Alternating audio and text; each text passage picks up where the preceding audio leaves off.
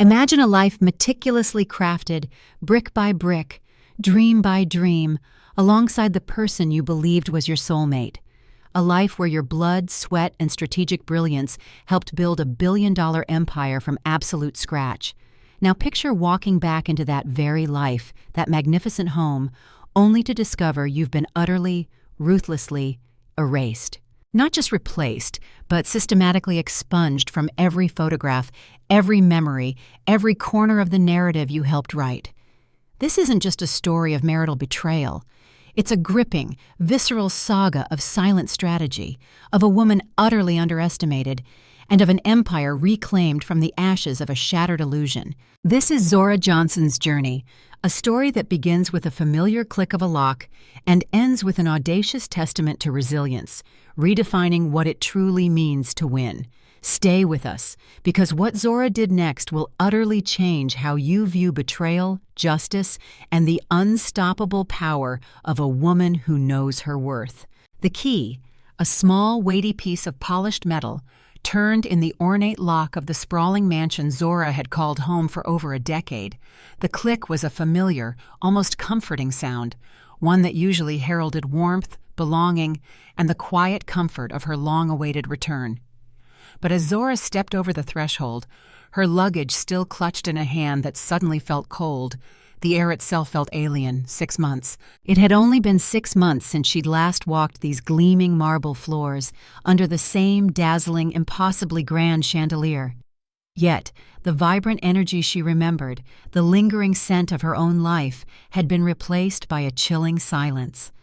And then, the details began to surface, insidious and unmistakable, like cracks appearing in a flawless painting, revealing a disturbing truth that would shatter her world into a million pieces. Women's shoes, not mine, lined up so neatly by the entryway, a parade of unfamiliar heels and dainty flats, the cloying scent of perfume, a heavy, sickly sweet floral note that was definitely not my crisp signature jasmine, lingered in the air, mocking my return, suffocating me. And the pictures. Oh God, the pictures.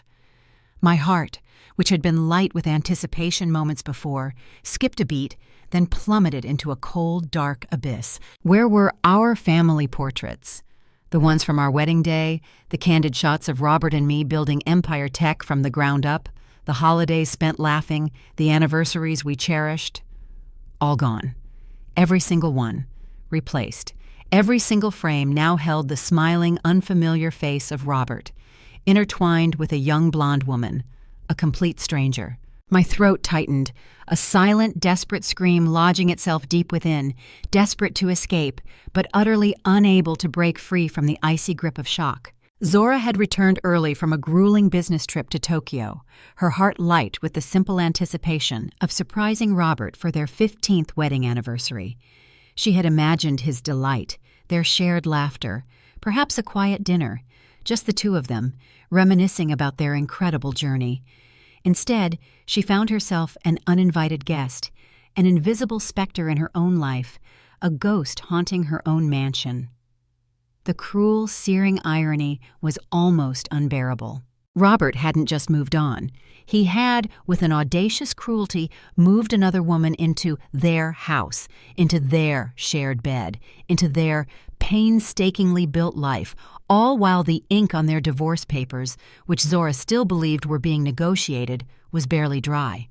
It was a brazen act of emotional and psychological warfare. 15 years. 15 years of my life. My unwavering support through every late night, every crushing failure, every meager budget, every financial struggle. 15 years of pouring my intellect, my work ethic, my very soul into building empire tech from a pipe dream in a cramped apartment into a billion-dollar reality side by side with him. My name wasn't on the foundational paperwork. No, a naive trust I now bitterly regretted, but my sweat, my strategic mind, my endless belief in him that was woven into every line of code, every business deal, every hard-won success. And now I was being casually discarded, replaced by a younger, blonder version, and my very existence meticulously, cruelly, eradicated from the fabric of our shared history. He hadn't just replaced me, He had tried to erase me completely. The distant, carefree sound of laughter from the backyard pierced Zora's daze, dragging her back to the horrifying present. Their backyard. The one with the sprawling infinity pool she had meticulously designed, the vibrant garden she had personally planted and nurtured for years, each rosebush and jasmine vine a testament to their combined vision, their shared dream of a peaceful haven. Now, it was transformed into a stage for her public, humiliating betrayal. Taking a deep, ragged breath that felt like it scraped against her raw throat, Zora straightened her back. The trembling in her hands was a rebellion, a physical manifestation of her shattered world, but her resolve, deep within her core, was hardening with every passing second. She would not crumble here. Not now, not ever. She walked towards the sound, towards the inevitable, gut-wrenching confrontation, each step a testament to a quiet strength Robert had long ago forgotten she possessed. Through the floor-to-ceiling glass, the scene unfolded before Zora like a grotesque tableau, a carefully staged mockery of her past happiness. Robert, the man she had loved since their idealistic college days, was lounging by the pool, the picture of contentment. Beside him, the young woman from the photos, undeniably no older than 25, giggled, her laughter echoing too brightly in Zora's ears. They were drinking champagne, not from any ordinary glasses, but from Zora's delicate crystal flutes, the very ones her beloved grandmother had gifted them for their wedding, symbols of enduring love and new beginnings, now desecrated. And the silk robe. Zora's breath hitched, a sharp intake of air that felt like a physical blow. It was the exquisite Parisian silk robe Robert had bought her on their 10th anniversary, a cherished garment, a memory of a love she thought was real. The audacity, the sheer brazen disrespect, was a fresh wound, deep and festering, a burning ember in her chest. They hadn't noticed me, of course not. Too absorbed in their self-indulgent bubble, their world of stolen comfort and borrowed luxury. I always knew this house needed a younger touch, the woman purred, running her fingers along the outdoor furniture Zora had carefully selected, each piece a memory of countless hours of planning and design. Robert laughed, a sound that now grated on Zora's ears, devoid of its former warmth, now a hollow, mocking echo.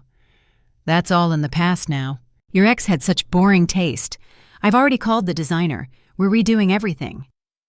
Zora felt her chest tighten, a vice-like grip squeezing the air from her lungs, threatening to suffocate her. Not just her husband, not just her home, but every trace of her existence, every contribution, every personal touch. The garden beds she'd tended with love, nurturing life with her own hands, the kitchen she'd meticulously designed, the art she'd carefully curated, the entire life she had painstakingly built alongside him, all casually discarded, deemed boring, as if it meant nothing, as if she meant nothing. This moment, ladies and gentlemen, is where the narrative often shifts into a dramatic, emotional breakdown. Many women, faced with such a profound and public betrayal, would understandably crumble. But Zora Johnson was no ordinary woman. She was forged in fire, a quiet force of nature that Robert had fatally underestimated. She stepped onto the patio, her presence a silent thunderclap, a seismic shift in the carefully constructed illusion. The champagne glasses, poised midair, froze. The young woman's eyes widened in stark deer-in-headlights shock. Robert's face, a moment ago radiating smug contentment, drained of all color, the self-satisfied smirk replaced by stark, visceral terror. "Zora," he stammered, his voice thin and reedy, completely devoid of its usual power. "You're supposed to be in Tokyo until next week." Zora's voice, though an immense effort, remained steadier than she felt, a calm before the storm, each word a cold, sharp blade. "Clearly I came home early for our anniversary. 15 years today, but I see you're celebrating differently now. A rather energetic celebration, wouldn't you say?" Jessica. Awkwardly standing, still in Zora's silk robe, clutching it defensively. "I'm Jessica," she said, extending her hand with a forced smile, as if this were a normal, polite introduction at a garden party, oblivious to the seismic shift in the atmosphere. Zora. ignoring the outstretched hand, her gaze piercing, unwavering, fixed on the robe. "You're wearing my clothes in my house. Do you honestly think this is appropriate?" Robert, springing to his feet, placing himself awkwardly between the two women, clearly panicked. "Zora, let's talk inside. This isn't how I wanted you to find out. There are circumstances." "Yeah, Zora," her voice rising slightly but still controlled, infused with barely suppressed rage. "Find out what, Robert? That while the ink is still drying on our divorce papers, papers you assured me were still being negotiated, you've already moved your girlfriend into our home? The home we built together. The home where I raised our dreams?" Jessica, with a smug, defiant correction, regaining a sliver of her earlier confidence. "Ex-wife, actually. The divorce was finalized last week. Robert told me everything." Robert, looking slightly ashamed, but trying desperately to regain control of the crumbling narrative. "You agreed to everything, Zora. The papers were signed. My lawyer handled it." "Bain..." Zora, disbelief warring with dawning, icy suspicion, her gaze pinning Robert. "Last week, you told me we were still negotiating. Robert, what are you talking about? What insidious game are you playing?" Robert, I was going to tell you when you got back. My lawyer found a way to expedite things, a legal loophole." And Zora, her voice now dangerously calm, each word laced with venom. "Your lawyer? You mean our lawyer? The one who was our family friend for the last decade, who attended our children's birthday parties, who promised me, personally, we would split everything fairly?" She gestured around the luxurious mansion, once her dream, now a monument to his betrayal, a gilded cage built of lies. "And yet here you are, and here I am apparently with nothing, stranded, discarded." Robert, his voice hardening, desperately trying to reassert his dominance. "You signed the papers, Zora. You agreed to the settlement. It's legally binding." Zora. A small, knowing smile, cold and sharp, played on her lips, a chilling preview of the storm to come. "Papers you changed after I signed them, Robert. Did you honestly think I wouldn't notice? Did you think I wouldn't check with the court, with my own counsel?" A flicker of pure, unadulterated worry, quickly masked by a forced bravado, crossed Robert's face. He probably thought Zora was simply emotional, irrational, lashing out in pain. He had fatally underestimated her. He didn't know that Zora's business trip to Tokyo hadn't been just a business trip. It had been 6 months of covert operations, of meticulous planning, of forging powerful alliances, and setting her pieces on a very dangerous high-stakes chessboard. She reached into her elegant handbag not for a tissue but for her phone, a quiet, devastating weapon. "Zora," her voice cutting through the stunned silence, showing them an email on her phone. "Your assistant, bless her honest heart, accidentally sent me the original settlement agreement, and the revised, fraudulent one you quietly submitted to the court. The difference, Robert, is about $50 million, and this house. So, no, Robert, I'm not making things up. I'm simply stating the verifiable facts." Jessica's defiant smirk evaporated, replaced by wide-eyed horror. Robert's face was now a mask of pure, unadulterated fear. Zora, however, was just getting warmed up. "Enjoy the house while you can," she said simply, her gaze sweeping over both of them, a silent, chilling promise. "Both of you, because your time here is far more limited than you imagine." Zora, internal monologue. As I turned to leave, a wave of profound relief washing over me. Robert's panicked voice called after me, asking where I was going, where I would stay. His concern felt utterly hollow, a desperate, pathetic attempt to cling to the illusion of control, to his rapidly crumbling authority. I merely paused at the massive front door, turned and met his terrified eyes. "Don't worry about me, Robert," I said, my voice gaining strength, resonating with a quiet, steely power. "Worry about yourself. You have so much to lose now, and you're just beginning to understand the magnitude of it." The confusion on his face slowly, painfully, contorted into stark, crippling fear. He knew me well enough to understand I never, ever made empty threats. And as the heavy front door closed behind me, sealing off that gilded cage, a profound, almost primal satisfaction coursed through my veins. This wasn't the end of my story. This was just the electrifying, glorious beginning of my reclamation. What we just witnessed is far more than a dramatic domestic dispute. It's a chilling exposé of calculated financial manipulation and insidious emotional abuse, all disguised behind the veneer of a loving, long-term partnership. Robert's actions were not impulsive. They were calculated, premeditated, meticulously planned. This wasn't a spontaneous lapse in judgment or a moment of weakness. It was a carefully orchestrated scheme to strip Zora of her rightful due, both financially and, perhaps even more cruelly, in terms of her identity and her very contributions to their shared life. The attempt to erase her from the mansion, from the photos, from the narrative, speaks to a deep-seated narcissistic desire for absolute control and the chilling belief that he could simply rewrite history. Think about the sheer weight of it. 15 years, a significant portion of Zora's life. She dedicated herself not only to their marriage but to his dream, pouring her intellect, her unwavering work ethic, her very soul into building Empire Tech. She was, in essence, the unsung hero, the strategic mind behind the scenes, the emotional and practical bedrock upon which his success was built. Yet in his distorted view, she was utterly disposable, easily replaced, and her contributions conveniently forgotten. This is a common, heartbreaking theme we unfortunately see in countless stories. The partner who sacrifices, who builds, who nurtures, who empowers, only to be undervalued and cruelly discarded when significant wealth and power are achieved.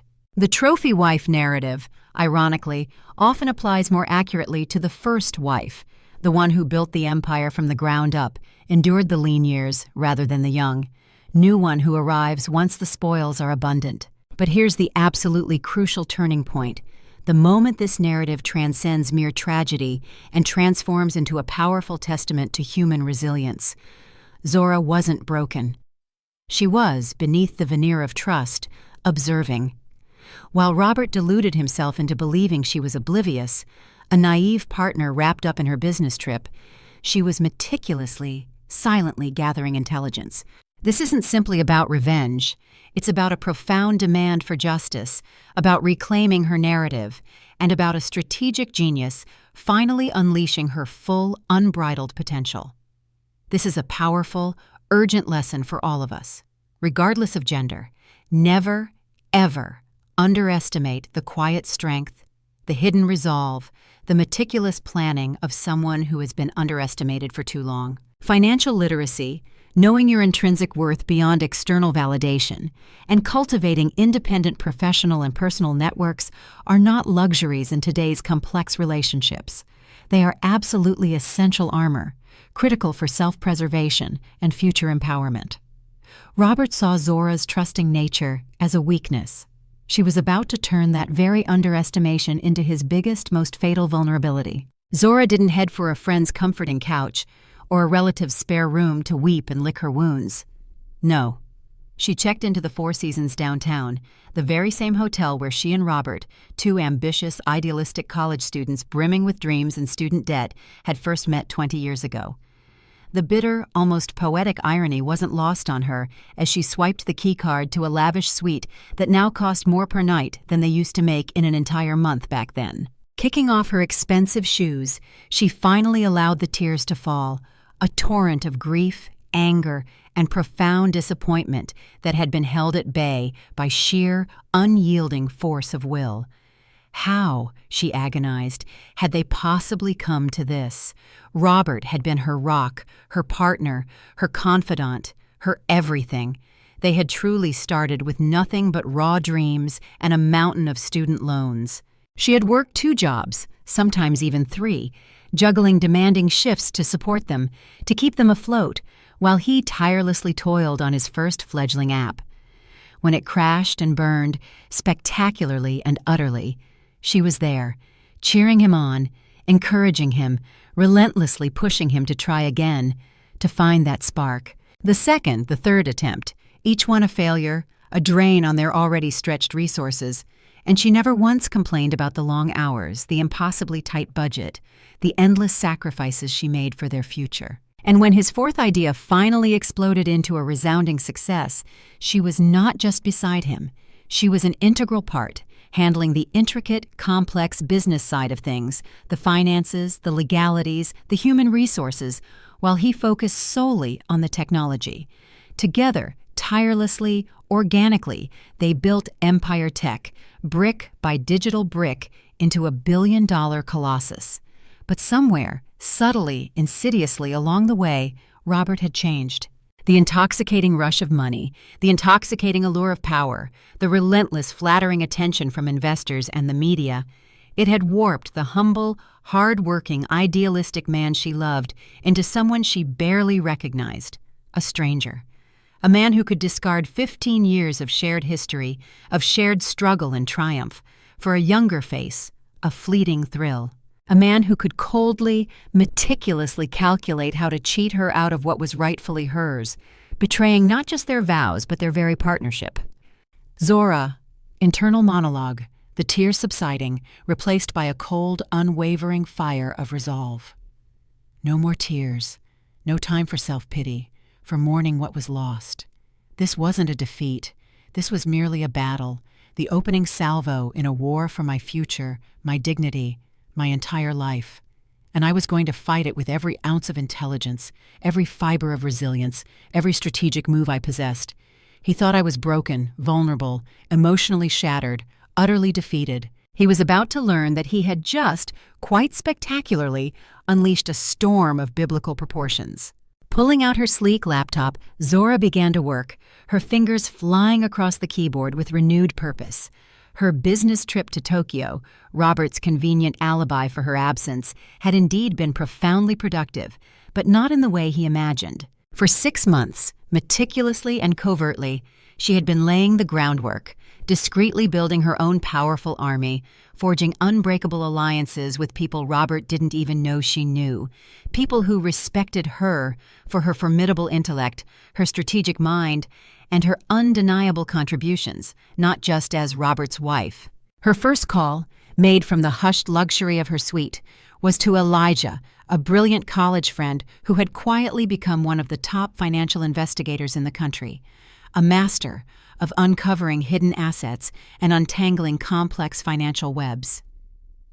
"I need everything you can find, Elijah," she told him, her voice unwavering, clear, and utterly devoid of emotion. "Bank accounts, shell companies, hidden trusts, clandestine assets. If he's hiding money, I want to know exactly where every single penny is stashed." This wasn't just a request for information.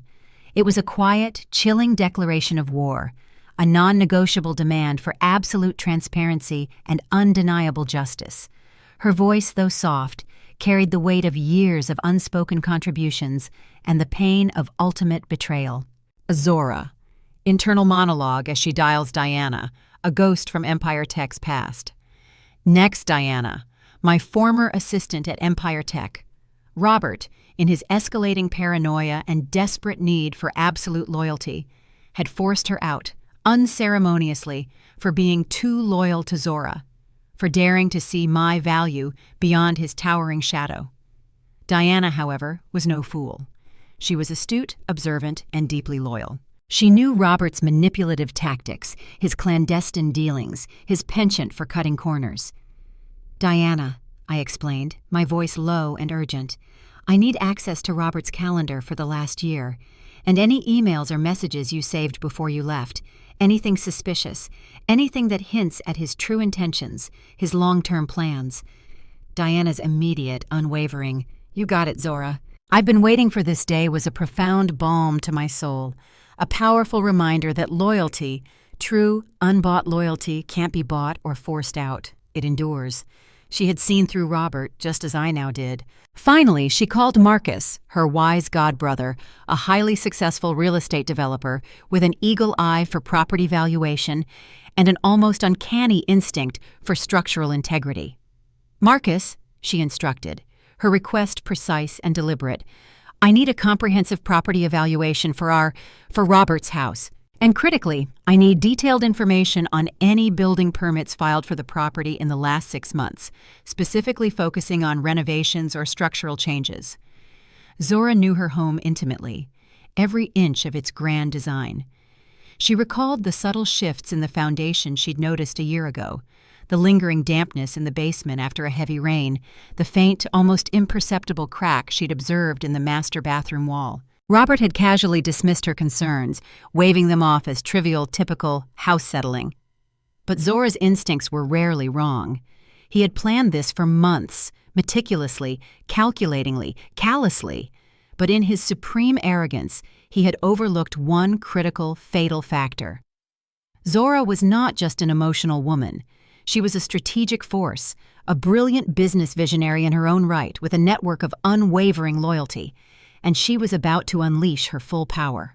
Over the years, even as Robert, in his escalating insecurity, tried desperately to minimize my contributions, to downplay my role, I had quietly, patiently, maintained and cultivated my own formidable network within the competitive tech industry. These were people who genuinely saw my value, who respected my expertise, who knew my capabilities beyond the shadow of my husband. Now, it was time to activate those powerful connections to show Robert the true depth of the empire I had built, not just for him, but subtly, strategically, silently, around him. Then the first ripples of the storm she had unleashed, the initial tremors of Robert's impending downfall, began to appear. A text message, succinct and urgent, buzzed from Diana. "Check your email. You won't believe what I found." Zora, her heart now a steady drum of anticipation, opened the attachment. She gasped.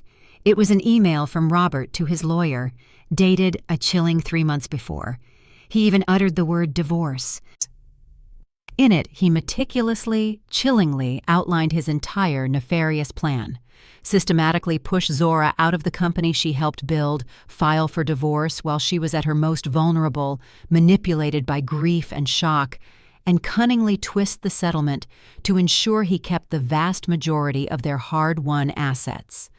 He had been planning this profound betrayal for months, methodically, callously, waiting for what he perceived as the perfect, most advantageous moment to strike. This wasn't just a moment of emotional breakdown.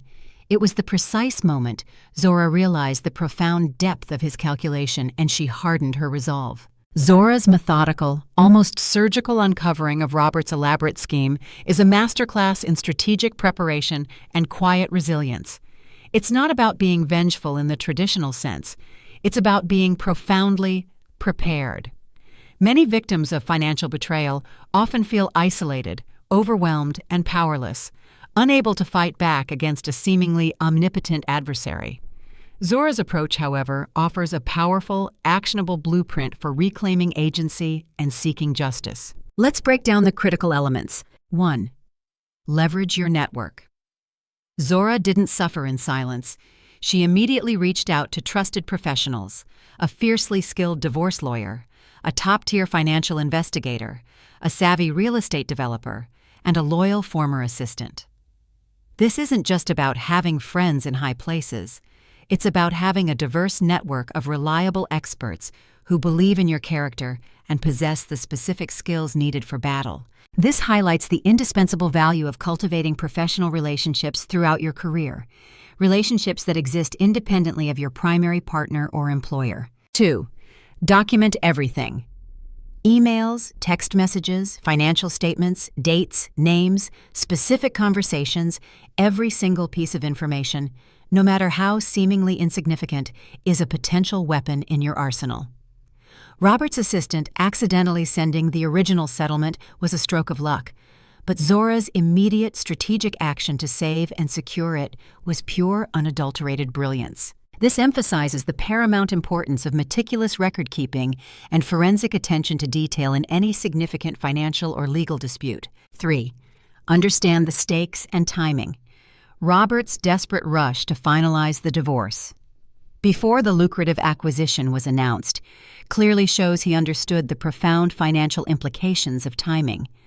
Zora, too, with her deep business acumen, grasped this critical detail, meticulously turning his calculated haste and avarice directly against him. This demonstrates that in high-stakes situations, understanding the timeline and financial levers is as crucial as understanding the emotional landscape. 4. Know your intrinsic worth. Robert's consistent attempts to minimize Zora's indispensable role in Empire Tech was a calculated psychological tactic designed to erode her confidence and make her question her own contributions. Zora, however, never truly internalized his gaslighting. She intrinsically knew her profound contributions and used that unwavering self-knowledge to strategically identify precisely where Robert would have left his financial fingerprints, where he would have tried to hide the very assets she helped create. This is a testament to the power of inner conviction and self-respect. 5. Forensic diligence and multi-layered investigation. The deep dive into Robert's opaque offshore accounts, complex trusts, and even mundane property permits showcases the absolute necessity of rigorous forensic diligence when suspicion arises. It wasn't enough for Zora to feel betrayed. She needed concrete, undeniable evidence across multiple domains to build an unassailable case. This isn't just about Zora's individual triumph. It's a sobering cautionary tale for anyone in a significant partnership, personal or professional. The happily ever after narrative often blinds us to potential vulnerabilities, encouraging us to outsource our financial understanding and trust implicitly. Zora's story serves as a powerful wake-up call to maintain personal and financial autonomy, to diligently understand the fine print of every agreement, and to always trust your instincts when something feels fundamentally off. Her transformation from shocked victim to strategic powerhouse, poised to dismantle a carefully constructed edifice of lies, is truly inspiring. It shows that self-preservation sometimes requires quiet, persistent vigilance, and that true strength often lies not in overt aggression, but in meticulous preparation and unwavering resolve. Robert saw Zora's trust as a weakness. He was about to learn that underestimation would be his ultimate undoing. Another text message buzzed through, shattering the quiet contemplation of Zora's hotel suite, this time from Elijah, her astute financial investigator. Found something massive. Call me ASAP. When Zora called him back, Elijah's voice was tense, crackling with a mixture of excitement, incredulity, and outrage. He's been moving money offshore for the past year, Zora, systematically. Small amounts at first, almost imperceptible, then larger, more brazen transfers once you were safely in Tokyo, out of sight. He's got at least $30 million hidden in various offshore accounts, shell corporations, and trusts you have absolutely no knowledge of. The numbers, once abstract figures representing their shared wealth, now represented a concrete, undeniable act of profound betrayal. "Can you trace it all? Every last penny?" Zora asked, her voice tight, infused with a cold, righteous anger. "Already on it, Zora. Every single transaction," Elijah confirmed, his confidence unwavering. But there's something else, something even bigger. Empire Tech is about to announce a major acquisition, a game changer. The paperwork is nearly complete. Once it goes through, the company's valuation will effectively double overnight. This is huge, Zora, absolutely huge. A Zora. Internal monologue, pieces clicking into place with chilling, devastating clarity, forming a complete picture of his calculated treachery. That's why he rushed the divorce. That's why the expedited papers, the pressure, the legal maneuvering. He wanted it finalized, legally separated, before the acquisition was publicly announced, before I could claim my rightful, substantial share of the exponentially increased company value. It wasn't just a betrayal of our marriage, of our vows. It was a coldly calculated corporate heist, a grand larceny disguised as a domestic dispute. His greed was truly boundless. Elijah, on the phone, adding another devastating layer to the unfolding deception. One more thing, Zora, about the house, the mansion. He transferred ownership to a new trust just last month. A trust, by the way, that's controlled directly by his new girlfriend's brother. A very suspicious, very convenient arrangement. As Zora, internal monologue. A fresh wave of anger, cold and sharp as a surgeon's scalpel, washed over me. Robert hadn't simply betrayed me emotionally and financially. He had meticulously calculated every single move, every legal maneuver, every fraudulent transfer, to leave me with as little as possible, to strip me bare. He thought I was too trusting, too emotionally invested in us, too blinded by love to notice the intricate financial deception unfolding right under my nose. He had fatally underestimated me, and that, I knew with a chilling certainty that settled deep in my bones, would be his ultimate downfall. He thought he had outsmarted me, outmaneuvered me on every front. He was about to learn he had merely given me a devastatingly effective head start, a map to his undoing.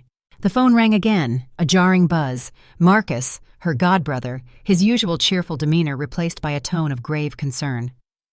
"Zora," he said without preamble, his voice heavy. "The house has serious problems. Big ones. Major structural issues with the foundation that were never disclosed when you bought it. And Robert, get this, he filed permits to completely renovate rather than properly fix the underlying dangerous problems. It's a disaster waiting to happen, Zora. A structural time bomb." The final, devastating pieces of the puzzle weren't just falling into place. They were forming a complete, damning portrait of Robert's calculated deceit and profound disregard for anyone but himself. He knew about the deep-seated structural problems. That's precisely why he had fraudulently transferred ownership, to shield himself, legally and financially, from any liability when the inevitable collapse occurred, when the entire edifice of lies quite literally fell apart. A Zora. Internal monologue, a cold, precise plan solidifying in her brilliant mind. He thought he had won. He thought he had meticulously, strategically taken everything from me, my home, my fortune, my dignity. But I had something he didn't, the irrefutable truth, backed by an overwhelming mountain of evidence, and I knew exactly how to use it. By midnight, my eyes burned from staring at the laptop screen, illuminated by the cold glow of the monitor. But my elaborate plan was taking shape, intricate, audacious, and utterly precise. I would need immense patience. I would need unwavering courage. But most of all, I would need Robert to continue in his arrogant delusion, to truly believe he had already won, that I was defeated. Because the best revenge, I realized, wouldn't be taking back what was technically mine. It would be watching him lose absolutely everything, not by my hand, but by his own profound hubris, his own insatiable greed, his own twisted self-destruction. As I finally lay down to sleep, the city lights twinkling outside my window, I made a silent, unbreakable promise to myself. I wouldn't just survive this profound betrayal. I would emerge from it stronger, wiser, more authentically myself than ever before, completely free of Robert's suffocating shadow. And one day soon, very soon, he would understand with bone-chilling clarity exactly what he had so carelessly, so cruelly thrown away. Zora's journey from a moment of profound shock to a position of strategic dominance is absolutely mesmerizing. What we've seen isn't just a woman reacting to betrayal. It's a brilliant mind meticulously dismantling an edifice of lies. Robert's intricate network of offshore accounts, his cynical timing of the divorce to precede a massive corporate acquisition, and his fraudulent transfer of a structurally unsound house all point to a deeply disturbing level of premeditation and financial ruthlessness. This isn't just about a rich man being deceitful. This is about a pattern of behavior, a deliberate strategy to financially disempower a partner, to strip her of her rightful due. We hear countless tragic stories of women who, despite contributing significantly to a marriage or a business, find themselves with little to nothing after a divorce because they lacked financial literacy, or they blindly placed their trust, or they simply weren't prepared for such a calculated level of deceit. Zora's case, however, highlights the critical importance of maintaining independent financial awareness and cultivating a strong, diverse professional network, even within the most seemingly secure and loving relationships. It's a testament to the idea that self-preservation sometimes requires quiet, persistent vigilance and an unwavering commitment to understanding the mechanics of your shared life. Robert tragically saw Zora's trust as a weakness, a naive vulnerability he could exploit. He was about to learn in the most devastating way possible that this fatal underestimation would become his ultimate, career-ending vulnerability. This also brings to light the insidious nature of financial abuse. It's not always overt. Sometimes it's a slow, systematic erosion of a partner's financial standing, designed to make them dependent and powerless. Zora's story serves as a powerful cautionary tale and an inspiring roadmap for women and men to remain financially savvy, to ask difficult questions, and to trust their gut feelings when something feels fundamentally wrong. Her transformation from a heartbroken wife to a strategic powerhouse is truly inspiring, showing that even in the face of the darkest betrayals, one can find the strength not just to survive, but to meticulously craft a path to profound justice and personal reclamation. The next morning, Zora woke not with the weight of despair, but with a clear head and a determined heart, sharpened by the precise calculations of her legal and financial strategy. Her first rebellious act was ordering room service coffee and warm pastries, small, symbolic acts of defiance against Robert's habitual complaints about unnecessary expense, a defiant taste of the independent life she was claiming. Her phone buzzed. Diana confirmed Robert was having an emergency board meeting at 2 p.m. Zora had 5 hours to prepare, not just her presentation, but her entire presence. Her first call was not to a family friend or a sympathetic acquaintance, but to Patricia Morgan, a fearsome, uncompromising divorce attorney known for taking down powerful, arrogant men who thought they could cheat their wives out of fair settlements. "We need to move fast, Patricia," Zora explained, laying out the damning, irrefutable evidence with cold precision. "Can you file an emergency motion to freeze Robert's assets based on this overwhelming evidence of fraud?" Patricia's response was immediate and firm. "I can have it on the judge's desk by noon, but you should know, Zora, once we do this, there's absolutely no turning back. Robert will fight dirty. He'll unleash everything he has." And Zora's reply was steeped in icy, unshakable resolve. "He already has. I'm just finally fighting back, and this time, I'm fighting to win." Damn. Zora. Internal monologue as she meticulously dresses for battle. "I chose a tailored black suit, not just any suit, but a meticulously fitted power suit, a sartorial declaration of war. This wasn't just a business meeting. It was the first pivotal skirmish in a war for my reputation, my financial future, my very identity. My natural hair, styled in a sleek, elegant updo, exuded professionalism and unwavering confidence, minimal makeup, emphasizing my steady gaze, and the diamond earrings I bought myself after Empire Tech's first $1 million quarter. Not a gift from Robert, but a glittering, defiant reminder of my accomplishments, my undeniable value, my strength. A symbol of self-worth that no one, especially not Robert, could ever diminish or claim as his own. At noon, Patricia confirmed the emergency motion was officially filed, the legal wheels of justice beginning to grind. By 12:30, Elijah had delivered a comprehensive dossier of Robert's hidden financial activities, a veritable roadmap of his deceit. By 1 o'clock, Marcus provided irrefutable documentation of the mansion's severe structural issues and crucial proof that Robert had been fully aware of them for over a year, knowingly putting others at risk. At 1:45, Zora, a figure of serene yet formidable power, stepped into Empire Tech headquarters for the first time in 6 months.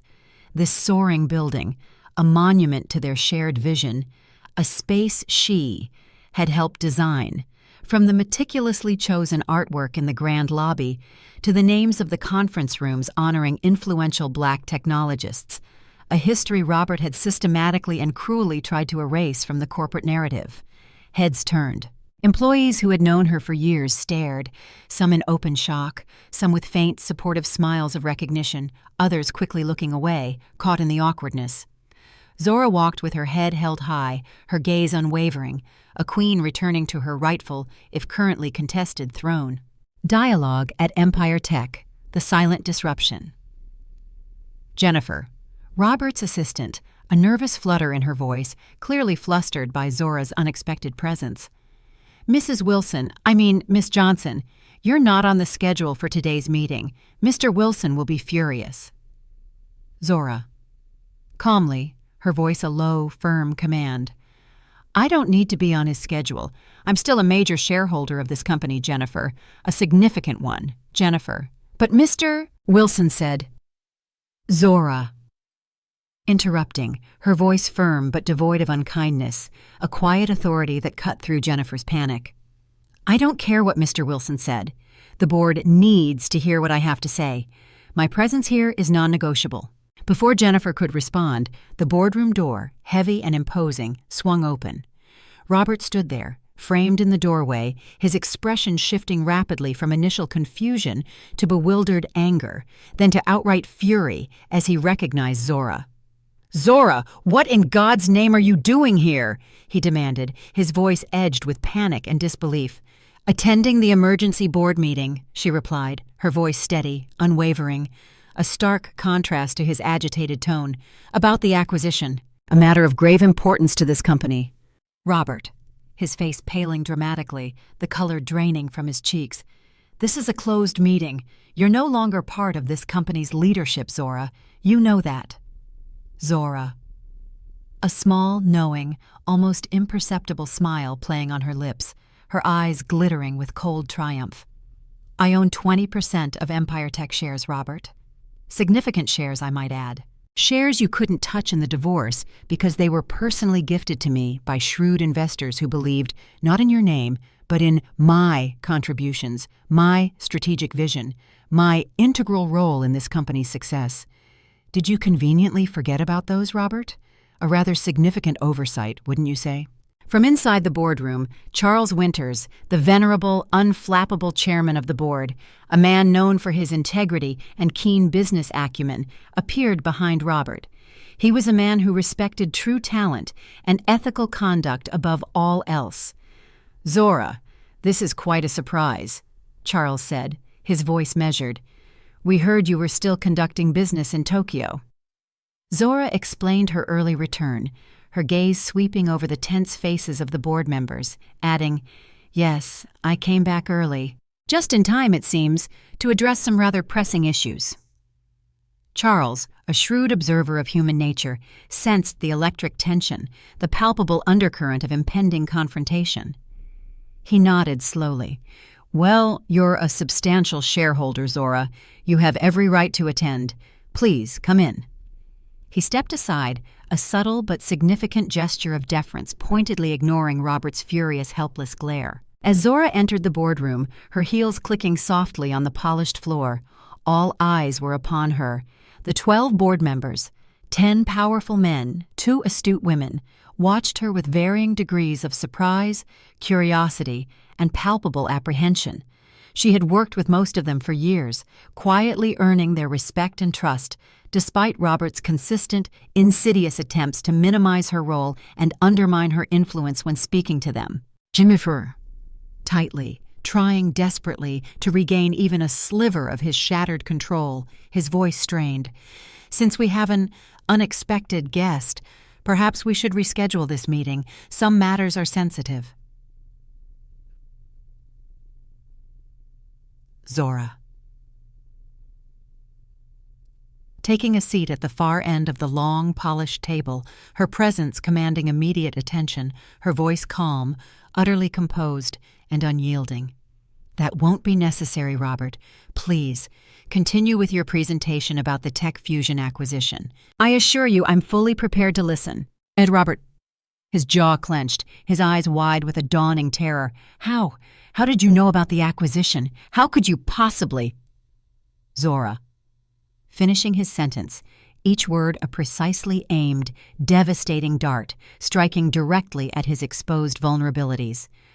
Or know about the complex offshore accounts where you've been meticulously hiding company assets? Or perhaps, Robert, you're wondering how I know about the class action lawsuit that's about to be filed by dozens of employees who were systematically discriminated against under the draconian policies you shamelessly implemented after deliberately pushing me out of critical HR decisions? Which oversight, Robert, troubles you most? The room fell into a terrifying, stunned silence, the air thick with tension so palpable you could almost taste it. Board members exchanged alarmed, furious glances, whispers beginning to ripple through the tense atmosphere. Charles Winters, his face grim, broke the silence, his voice carefully measured. "Those are incredibly serious accusations, Zora," he said, his gaze fixed on. "With undeniably serious evidence to back them up, Charles," Zora replied, pulling a small, unassuming flash drive from her elegant purse and sliding it, with a deliberate, almost theatrical slowness, across the polished mahogany table. It spun to a stop directly in front of the chairman. "Everything is there, meticulously documented. Financial records, incriminating emails, undeniable documentation of a systematic pattern and practice of discrimination, and irrefutable evidence that Robert knew about all of it and actively orchestrated it."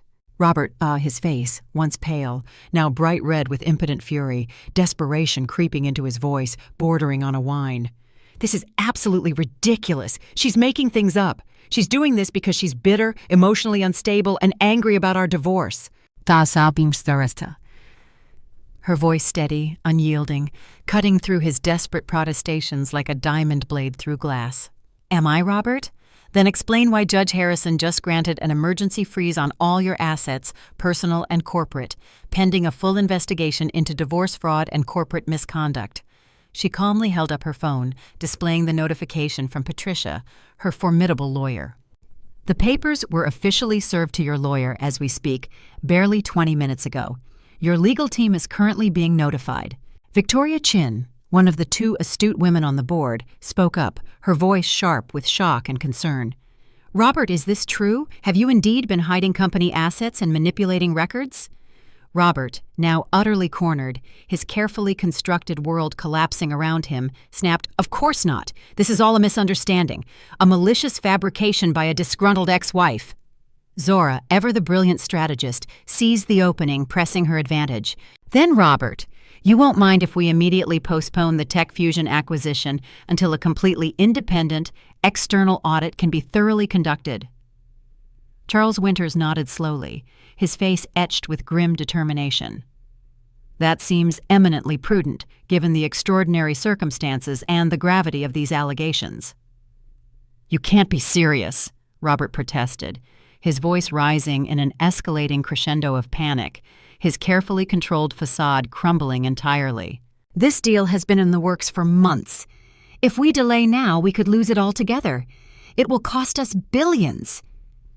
Zora's reply was swift, cold, and utterly devastating, delivered with surgical precision.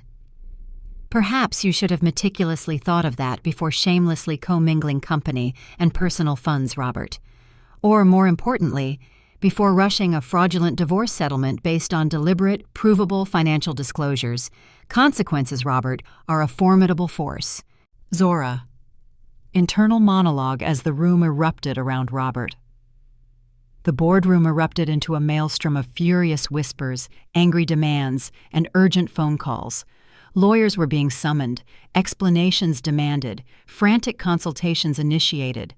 Through it all, I remained calm, a serene observer, watching with a quiet, profound satisfaction as the carefully constructed world Robert had built with such cunning and deceit began, quite spectacularly, to crumble around him. After what felt like an eternity, but was in reality an hour of heated, chaotic discussion, the board voted unanimously to immediately suspend Robert as CEO, pending a full independent investigation, and to indefinitely postpone the crucial Tech Fusion acquisition. As they filed out of the boardroom, several members, their faces etched with concern and support, stopped to speak quietly with me, offering words of encouragement and admiration. Robert remained slumped in his seat, staring at me with a chilling mixture of impotent rage and stunned disbelief. When we were finally, completely alone in the silent, tense room, he spoke, his words delivered through gritted teeth, dripping with pure venom. Robert, through gritted teeth, his voice a low, dangerous hiss. "You've just destroyed everything we built together, Zora. Absolutely everything." Zora. correcting him, her voice unwavering, resonating with a quiet, undeniable power. "No, Robert. You did that. You destroyed everything the moment you decided I was disposable. The moment you betrayed our partnership, our trust, our love. I'm simply making sure you don't profit from your profound deception." That is the fundamental difference. As she stood to leave, gathering her strength, Robert's voice, a desperate, final, pathetic threat, followed her to the door. "This isn't over, Zora. You think you've won, but you have no idea what I'm truly capable of. I will ruin you." Zora paused at the door, her hand on the cool brass handle, and looked back at him, at this hollowed-out shell of a man she had once loved with her entire heart, now reduced to a desperate, pathetic shadow of his former self, consumed by his own ego and greed. "That's where you're profoundly wrong, Robert," she said softly, her voice filled with a quiet, unshakable power that silenced his threats.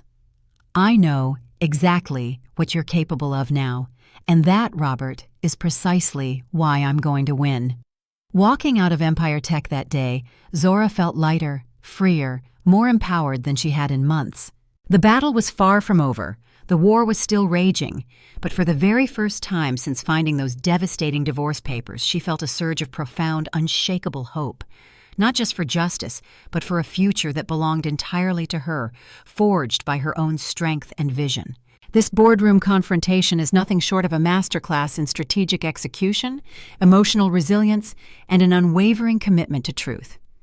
Zora didn't just walk in with mere accusations. She walked in armed with undeniable, meticulously gathered proof. Every piece of evidence she meticulously uncovered, from the fraudulent divorce papers to the offshore accounts, from the impending acquisition to the hidden structural flaws of the house, became a precisely aimed weapon against Robert's towering edifice of deception. This isn't just a dramatic scene from a compelling story. It's a profound commentary on corporate governance, the indispensable importance of integrity in leadership, and the extraordinary power of an individual to expose systemic corruption and demand accountability, even against seemingly insurmountable odds. Consider the intricate, layered betrayals Robert orchestrated, revealing a character utterly devoid of ethical boundaries. 1. Marital fraud on a grand scale. Deliberately manipulating divorce papers, concealing vast sums of wealth, and attempting to legally strip his wife of assets she helped create. 2. Rampant corporate misconduct. Commingling company and personal funds, strategically timing a major acquisition to defraud his spouse, and implementing discriminatory practices against employees. Acts that risked not just Zora's financial future, but the entire integrity and reputation of Empire Tech itself. 3. Profound personal deceit and recklessness. Knowing about the severe structural issues of the house and attempting to offload liability onto an unsuspecting trust controlled by his new girlfriend's brother. This demonstrates a shocking disregard for human safety and an almost pathological level of self-interest. These layers of deceit reveal a character consumed by insatiable greed and a desperate pathological need for absolute control, regardless of the devastating human cost. Zora's response wasn't fueled by fleeting, impulsive anger, but by a deep-seated, righteous demand for fairness, justice, and unwavering accountability. Her calm, almost serene demeanor in the face of Robert's escalating fury demonstrated a powerful psychological advantage. She was operating from a place of prepared strength, clear strategy, and an unshakable moral compass, while he was reeling, exposed, and utterly vulnerable. This extraordinary confrontation also brings to light a critical, often overlooked discussion about corporate responsibility. How many companies quietly tolerate, or worse, enable such predatory behaviors from powerful leaders until someone as courageous and strategically brilliant as Zora steps forward? Zora's actions didn't just secure her own future and reclaim her rightful share. They instigated a necessary, profound overhaul of Empire Tech's entire ethical framework, forcing a powerful corporation to confront its own complicity and shortcomings. Her unwavering willingness to fight, not just for herself, but for the integrity and values of the very company she helped build, stands as a powerful, inspiring example for anyone facing injustice in the workplace. It fundamentally demonstrates that sometimes true leadership, the kind that creates lasting, positive change, emerges not from the corner office, but from the depths of personal conviction, moral courage, and strategic brilliance. Zora's journey shows us that the pursuit of justice is not merely about personal vindication. It's about setting a precedent for a more ethical, accountable world. She truly redefined what it meant to win. 3 days after the boardroom earthquake, a seismic event that sent shockwaves through the tech industry, Zora sat in Patricia Morgan's office, reviewing the preliminary findings of the intensifying financial investigation.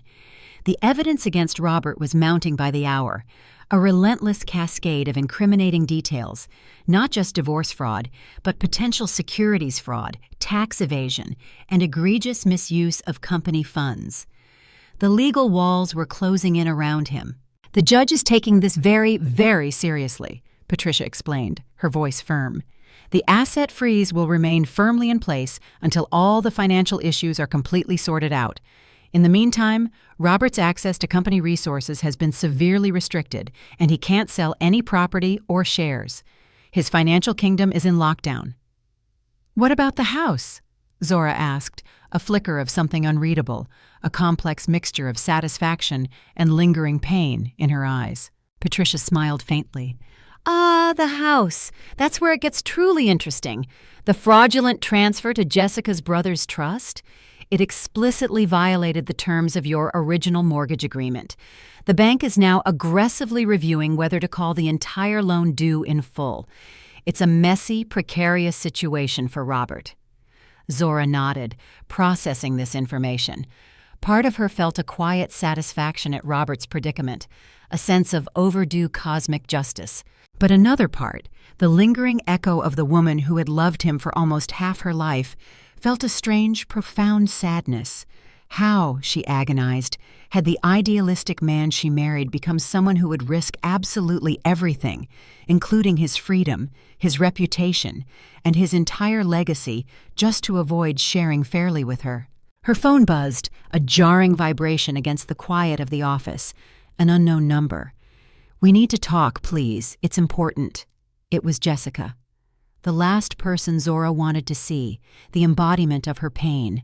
The woman who had worn her clothes, slept in her bed, been paraded as her replacement, her life's usurper. But curiosity, a professional instinct, Zora possessed in spades, an unyielding need for information, won out. "I'll be there," Zora texted back, setting the time and location. An hour later, Zora sat at a quiet, secluded table in the back of a small, unassuming cafe downtown, watching the door. When Jessica walked in, Zora was struck by how young she truly looked. Nervous, fidgeting constantly with her purse strap, her confident, almost smug smirk from the poolside confrontation completely gone, replaced by a palpable anxiety. Jessica slid into the chair across from Zora, avoiding direct eye contact. "Thank you for meeting me, Zora," she mumbled, her voice barely above a whisper. "What do you want, Jessica?" Zora asked, keeping her tone neutral, carefully devoid of judgment or malice, a professional mask firmly in place. Jessica glanced nervously around the cafe before leaning forward, her voice hushed. "Robert's not who I thought he was," she confessed quietly, her voice tinged with a nascent fear. "Ever since that board meeting, he's been completely different. Angry, volatile, scary sometimes. I don't feel safe." "And you're telling me this because?" Zora prompted, her gaze unwavering, encouraging Jessica to continue. "I think I've made a terrible, terrible mistake, Zora," Jessica admitted, her voice trembling slightly, "and because I found something you absolutely should see." She slid a small, innocuous-looking flash drive, a silent digital bombshell, across the table. "It was in his desk at home. He doesn't know I took it. He keeps it hidden." And Zora, internal monologue. I picked up the drive, its cool plastic a stark contrast to the burning intensity of the moment, but didn't pocket it yet. I maintained my poker face. "What's on it, Jessica?" "Plans," Jessica whispered, her voice barely audible, thick with dread. "For after the divorce was finalized, for after the acquisition, He was going to force you out completely, not just from his life, but from the company, Zora. He had dirt on specific board members, leverage to make them vote your shares worthless. He had a meticulous, vindictive plan to utterly destroy you. I studied the younger woman's face, searching for any flicker of deception, any hint of a trap, but finding only raw fear, stark and genuine. Why are you doing this, Jessica? Why turn on him now, after all this time? Jessica looked down at her hands, twisting her fingers nervously. 2 nights ago, I overheard him on the phone. He was talking about you, about how you'd regret crossing him, how he'd make your life a living hell. It genuinely scared me, Zora. I saw a side of him I couldn't ignore, and then yesterday, I found out. She took a deep, shuddering breath, her confession laced with a fresh wave of pain. I'm not the first. There have been others. A pattern. All while you were still married. He has a history of this, Zora. I was just another one in a long line. Empta Zora. Internal monologue, a pang of unexpected visceral pain, despite everything. The revelation shouldn't have hurt. I'd already discovered so many of Robert's profound betrayals, layer upon layer of deceit. But somehow, the confirmation of his serial infidelity, the cold, calculated pattern of it, still felt like a sharp, unexpected punch to the gut, a final, brutal blow to the lingering ghost of our past. "Did you know?" I asked, my voice barely a whisper, imbued with a quiet, searing pain. "About me? About us still being married? When you got involved with him?" Jessica shook her head, tears now openly forming in her eyes, trickling down her pale cheeks. "He told me you'd been separated for over a year, Zora, that you lived separate lives, that the divorce was just a formality. He painted a picture of a detached, loveless marriage. I believed him, because I desperately wanted to, because it made it easier to justify. But now I know better. I see the truth, and it's terrifying." I finally pocketed the flash drive, its weight significant. I wasn't naive enough to fully trust Jessica, to believe her motives were purely altruistic, but my finely honed instincts told me the information on the drive was genuine, damning, and absolutely critical. Robert was indeed capable of exactly this kind of vindictive, comprehensive planning. "What are you going to do now, Jessica?" I asked, my tone softening slightly, a flicker of genuine concern emerging. "Leave," Jessica said simply, her voice filled with a new resolve. "I already packed my things. I'm staying with my sister until I figure things out, figure out who I am without him." She hesitated, then added, her voice dropping, "The house isn't worth it, Zora. Really. There are massive problems, the foundation, the plumbing. Robert knows, but he absolutely won't fix them properly. He just covers them up with cosmetic repairs, superficial facades." "I know about the foundation issues," I confirmed, my voice grim. Jessica nodded, wiping away fresh tears. "There's more. Extensive black mold in the basement. Severe electrical problems throughout. It's why he transferred ownership so quickly. He knew it would become a toxic money pit, a massive liability. He literally put me in danger." We sat in silence for a moment, 2 women connected by the same manipulative man, by the same profound deception, by the same scars of betrayal. "I'm truly sorry, Zora," Jessica finally said, her voice filled with a genuine regret. "I know that doesn't help, not really, but I am. I never meant to cause you this pain." She stopped, shaking her head. "That's not true. I knew you existed. I should have asked more questions. I should have seen through him." I studied her, this young woman who had been manipulated just as I had been, though in tragically different ways. "We both made mistakes with Robert, Jessica," I said, my voice gentle but firm. "The difference is, I'm done making them." After Jessica left, Zora sat alone, turning the flash drive over in her hands, its cold plastic now feeling like a tangible piece of her future. Back at her elegant hotel suite, she plugged it into a secure, isolated laptop, a testament to her tech background and her unwavering caution. What she found confirmed her very worst fears, painting an even darker, more chilling portrait of the man she had married. The drive contained detailed, meticulous plans to discredit her professionally, extensive opposition research on specific board members. sophisticated strategies for maintaining absolute control of Empire tech while appearing to comply with regulatory requirements, and something chillingly personal and profoundly disturbing: a chain of emails with a contractor explicitly acknowledging the dangerous structural issues of the house and directing quick, superficial fixes instead of proper, safe repairs. "Just make it look good for now," Robert had callously written. "The new Mrs. Wilson doesn't need to know the details. She's too naive anyway." A cold, righteous anger settled deep in Zora's chest, burning fiercely. Robert hadn't just betrayed her emotionally and financially. He had knowingly, callously placed Jessica in potential physical danger, all to maintain appearances, to save money, to protect his fragile ego. It was an act of profound malevolence. She picked up her phone and dialed Marcus, her voice sharp with a renewed urgency. "I need building inspectors at the house first thing tomorrow morning, Marcus," she commanded. "Official ones, with the full authority to condemn if necessary. And I want them there when Robert is home. He needs to know unequivocally that this is coming directly from me. This is his final reckoning." This chapter is absolutely fascinating for several compelling reasons, particularly the complex and profoundly human interaction between Zora and Jessica.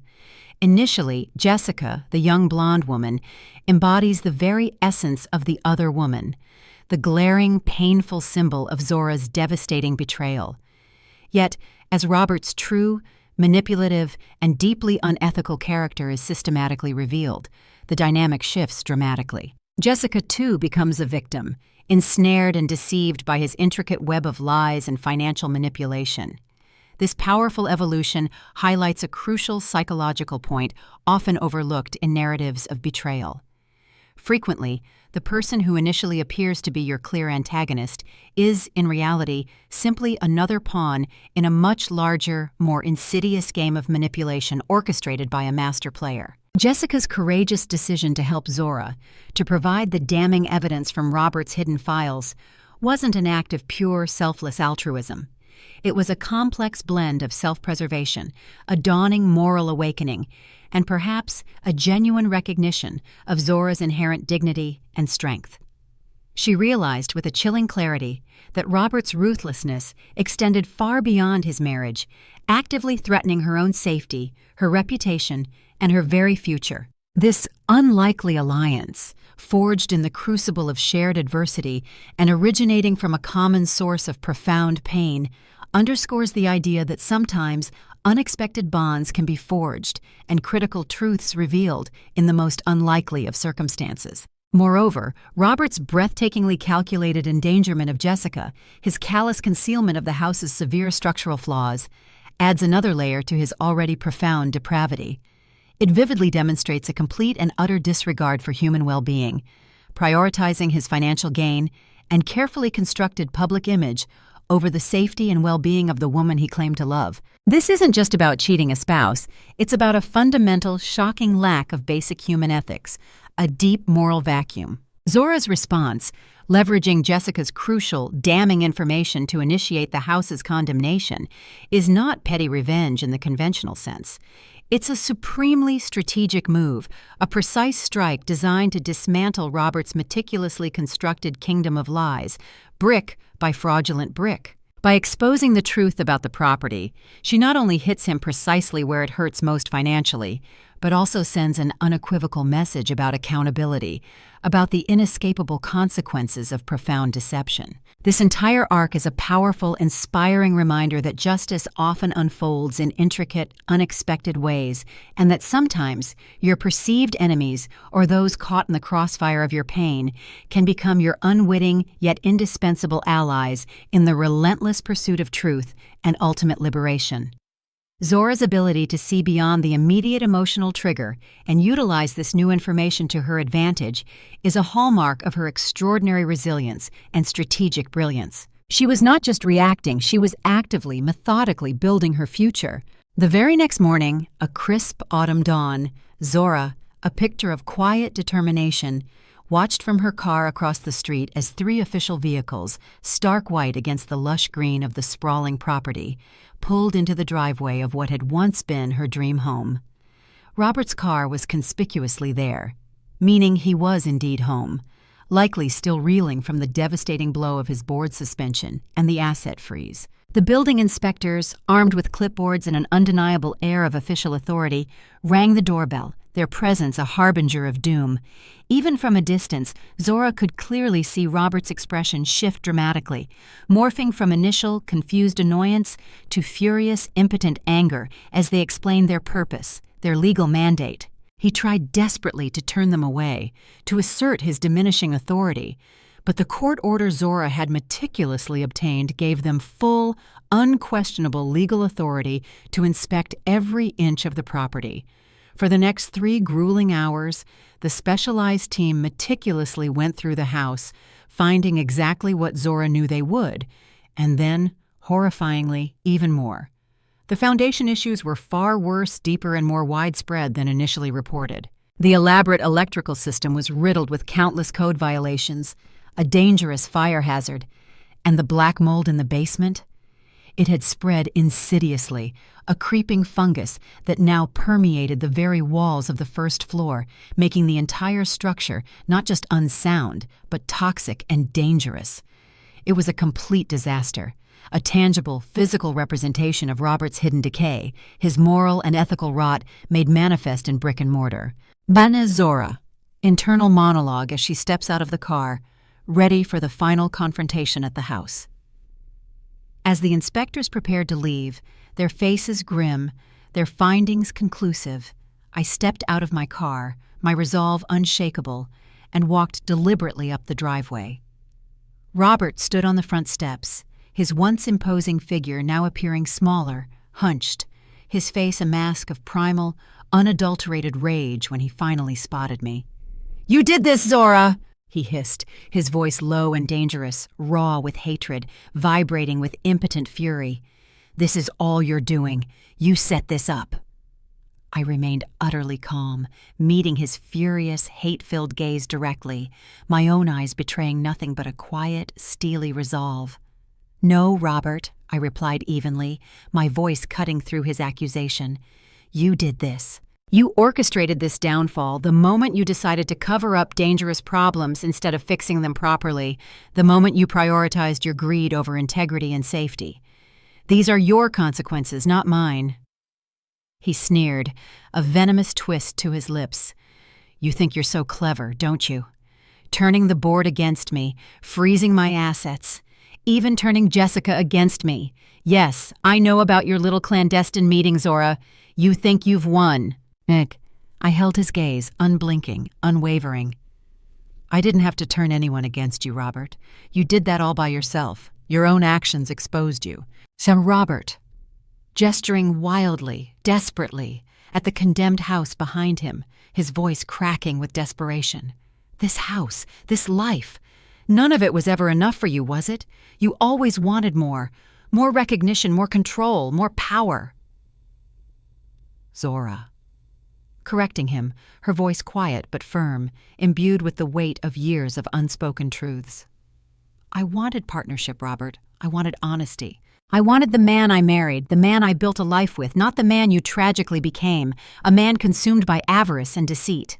The lead inspector, a seasoned professional with a weary, grave expression, approached them, his clipboard held firmly. "Mr. Wilson," he began, his voice official and unyielding, "I need to inform you that based on our comprehensive findings, this house is officially being placed under a dangerous building notice. You have precisely 48 hours to vacate the premises until the severe structural issues can be properly addressed. This order is legally binding." Robert's face contorted with pure, unadulterated fury, a grotesque mask of disbelief. "This is ridiculous. You can't make me leave my own house. This is an outrage," Zora interjected, her voice quiet but sharp, cutting through his protestations like a diamond blade. "Actually, they can, Robert, and technically it's not your house anymore, is it? You transferred ownership, remember? To Jessica's brother's trust, the very trust that's now under active investigation for mortgage fraud. You created this tangled mess, and now you must face its unraveling." As the crushing, undeniable reality of his dire situation finally sank in, like a lead weight in his gut, Robert turned his anger, his raw, unadulterated hatred, fully and squarely on Zora. His eyes burned with venom. "You won't win this, Zora. I promise you. When I'm done, you'll have nothing. Absolutely nothing." Zora, internal monologue. A final, profound emotional release, cleansing her soul of the last vestiges of attachment. I looked at him then, truly looked at him, not with bitterness or regret, but with a profound sense of detachment, and felt the last, lingering traces of love I had harbored for him finally, completely, evaporate into thin air. The stranger before me, consumed by rage and self-pity, bore no resemblance whatsoever to the idealistic, hard-working man I had built a life with, the man I had once envisioned a future with. "I already have nothing, Robert," I said evenly, my voice resonating with an inner strength that stunned even myself. "You made sure of that the moment you chose to betray me. The profound difference between us, Robert, is this. I know how to rebuild from nothing. I've done it before, with you, and now I will do it for myself. But you've never truly lost everything. You don't know how to survive it. You don't know what true resilience means." I turned, my back straight, my head held high, and walked away, his angry, desperate words fading into the background, a pathetic echo of his collapsing world. As I got into my car, the autumn sun warm on my face, I felt no triumph, no fleeting sense of victory, only a profound, resolute determination. This confrontation wasn't the end. It was barely the beginning of Robert's inevitable downfall. But for the very first time, I truly deeply believed that when the dust of this war finally settled, I would be the one left standing, stronger, wiser, and utterly free. This dramatic, almost cinematic scene is a powerful, undeniable illustration of the immutable law of consequences. Robert, once so confident in his seemingly unshakable ability to manipulate, to control, to deceive, finds his entire meticulously constructed world collapsing around him, exposed and condemned not by Zora's direct action, but by his own profoundly unethical choices. His repeated, desperate attempts to blame Zora, to accuse her of malice, of being bitter, of being vindictive, highlight a classic, almost textbook defense mechanism of individuals consumed by narcissism, an absolute refusal to take any personal responsibility for their own destructive actions. He could not, would not, acknowledge his own culpability. Zora's response in this moment is absolutely crucial, profound in its simplicity and power. Her declaration, "I already have nothing, Robert. You made sure of that when you betrayed me. The difference is, I know how to rebuild from nothing. I've done it before, but you've never lost everything. You don't know how to survive it," is not merely a sharp retort or an act of defiance. It is a profound statement of self-awareness, of hard-won resilience, and an unshakable inner strength. It speaks to the unique, almost alchemical power and courage of those who have faced hardship, faced rock bottom, and learned through sheer force of will to build, to create, to thrive from scratch, from the ashes. Robert, who always had a safety net, who always rode on Zora's unwavering initial support, who was propped up by inherited privilege and sheer luck, had never truly known what it felt like to be stripped bare, to face true adversity without a shield. This segment also introduces the powerful, poignant metaphor of the house itself. A structure of ostentatious beauty, a gleaming facade, yet concealing dangerous, fundamental flaws within its very foundation. This isn't just about a physical building. It's a chilling, accurate mirror of Robert's hollow character and the insidious, decaying nature of their marriage. The physical decay of the mansion perfectly reflects the moral and ethical decay of Robert's soul. And Zora's audacious, transformative decision to not just repair, but to completely reimagine that very space will become a central, defining theme of her magnificent rebirth. This isn't just about demolition. It's about the profound deconstruction of a painful, toxic past to build a meaningful, purposeful future. It's a powerful, universal lesson that sometimes, to truly heal, to truly grow, to truly liberate oneself, you must completely tear down the broken, corrupted structures and build something entirely new on a stronger, more authentic foundation, both literally in the case of the house and metaphorically in the context of one's entire life. It shows that true power lies not in clinging to what's broken, but in courageously creating what is profoundly whole and purposeful. A week after the house inspection, the final, humiliating nail in Robert's coffin, Zora sat in a pristine conference room at Empire Tech, surrounded by the board members, their faces grim but also filled with a new sense of urgency. The independent audit, executed with lightning speed and forensic precision, had unveiled the full, horrifying extent of Robert's financial manipulations. Not just hidden assets during his divorce, but blatant misappropriation of company funds, systematic misrepresentation of Empire Tech's financial position to unsuspecting investors, and the clandestine entry into agreements that put the entire multi-billion-dollar company at significant existential risk. The mood in the room was somber, heavy with the weight of profound ethical breaches, as Charles Winters, the chairman, addressed the visibly shaken group. "The findings are worse than we anticipated," he explained, his voice grave, sliding thick copies of the damning, irrefutable report across the table to each board member. Robert didn't just hide personal assets during his divorce. He actively jeopardized the entire company, its reputation, and its future through a pattern of reckless, unethical conduct. Victoria Chin, one of the two astute women on the board, who had always quietly supported and recognized Zora's contributions, spoke up, voicing the crucial, pressing question. "What about the Tech Fusion acquisition, Charles? The cornerstone of our future growth. Can it possibly be salvaged after this seismic shock?" "Yes," Charles confirmed, his voice regaining a note of guarded optimism, "but under drastically different terms. Tech Fusion is, understandably, deeply concerned about our management stability, our ethical framework.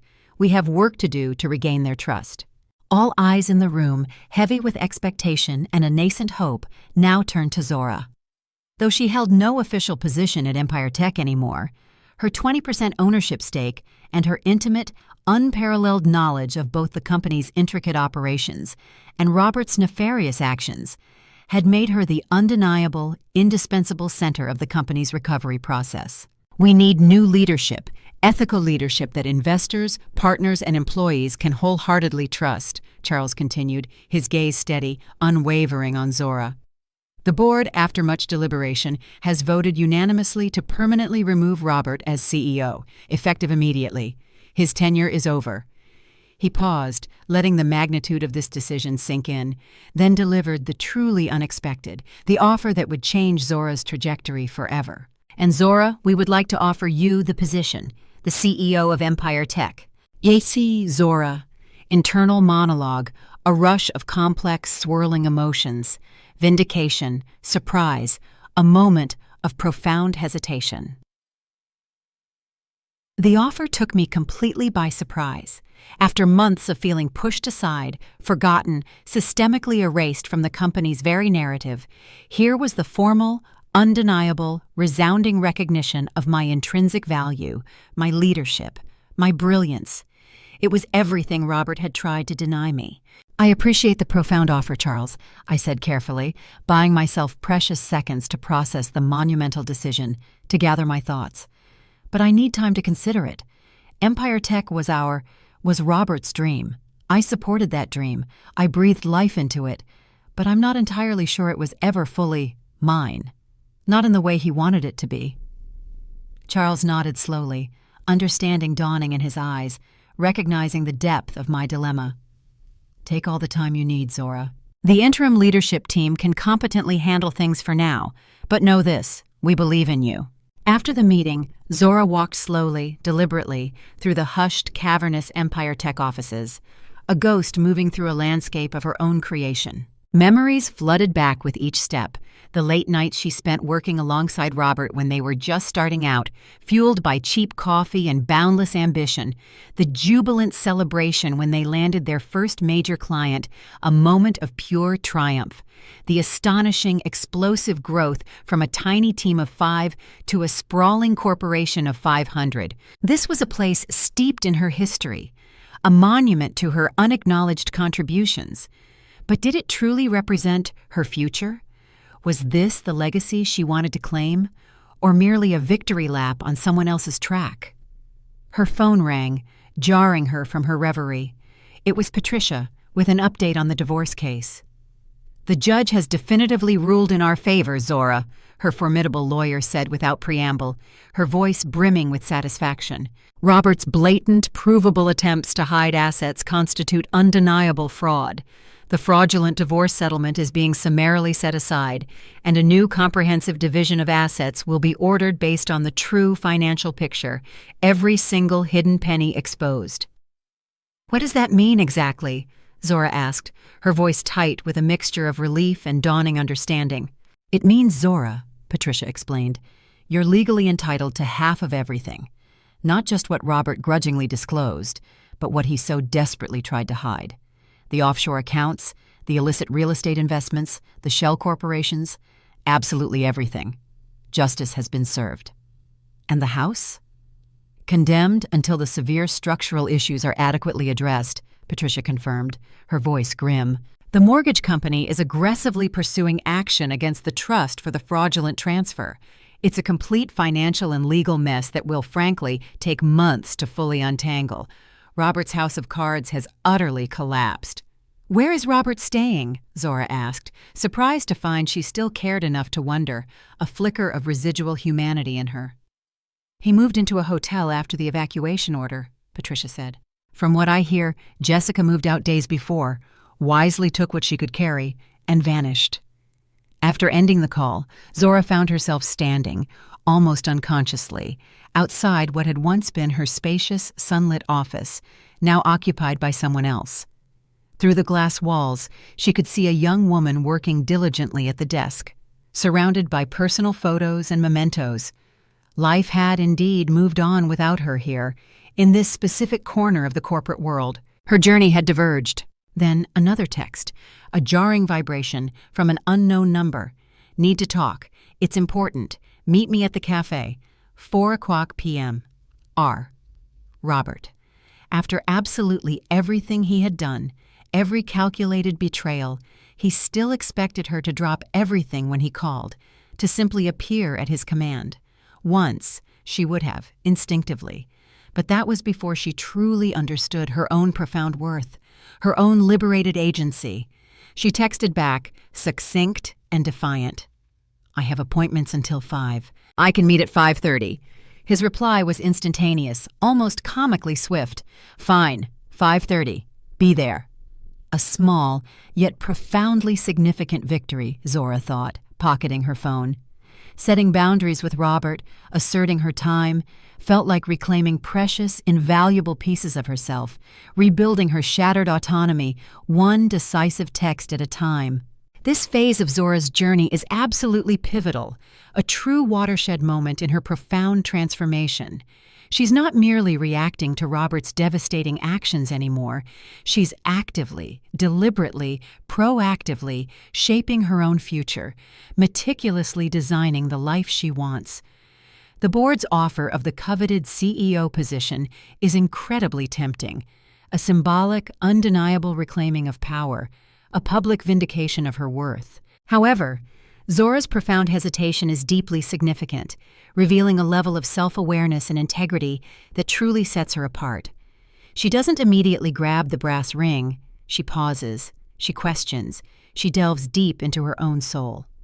Was becoming the CEO of Robert's company truly her dream, her ultimate aspiration?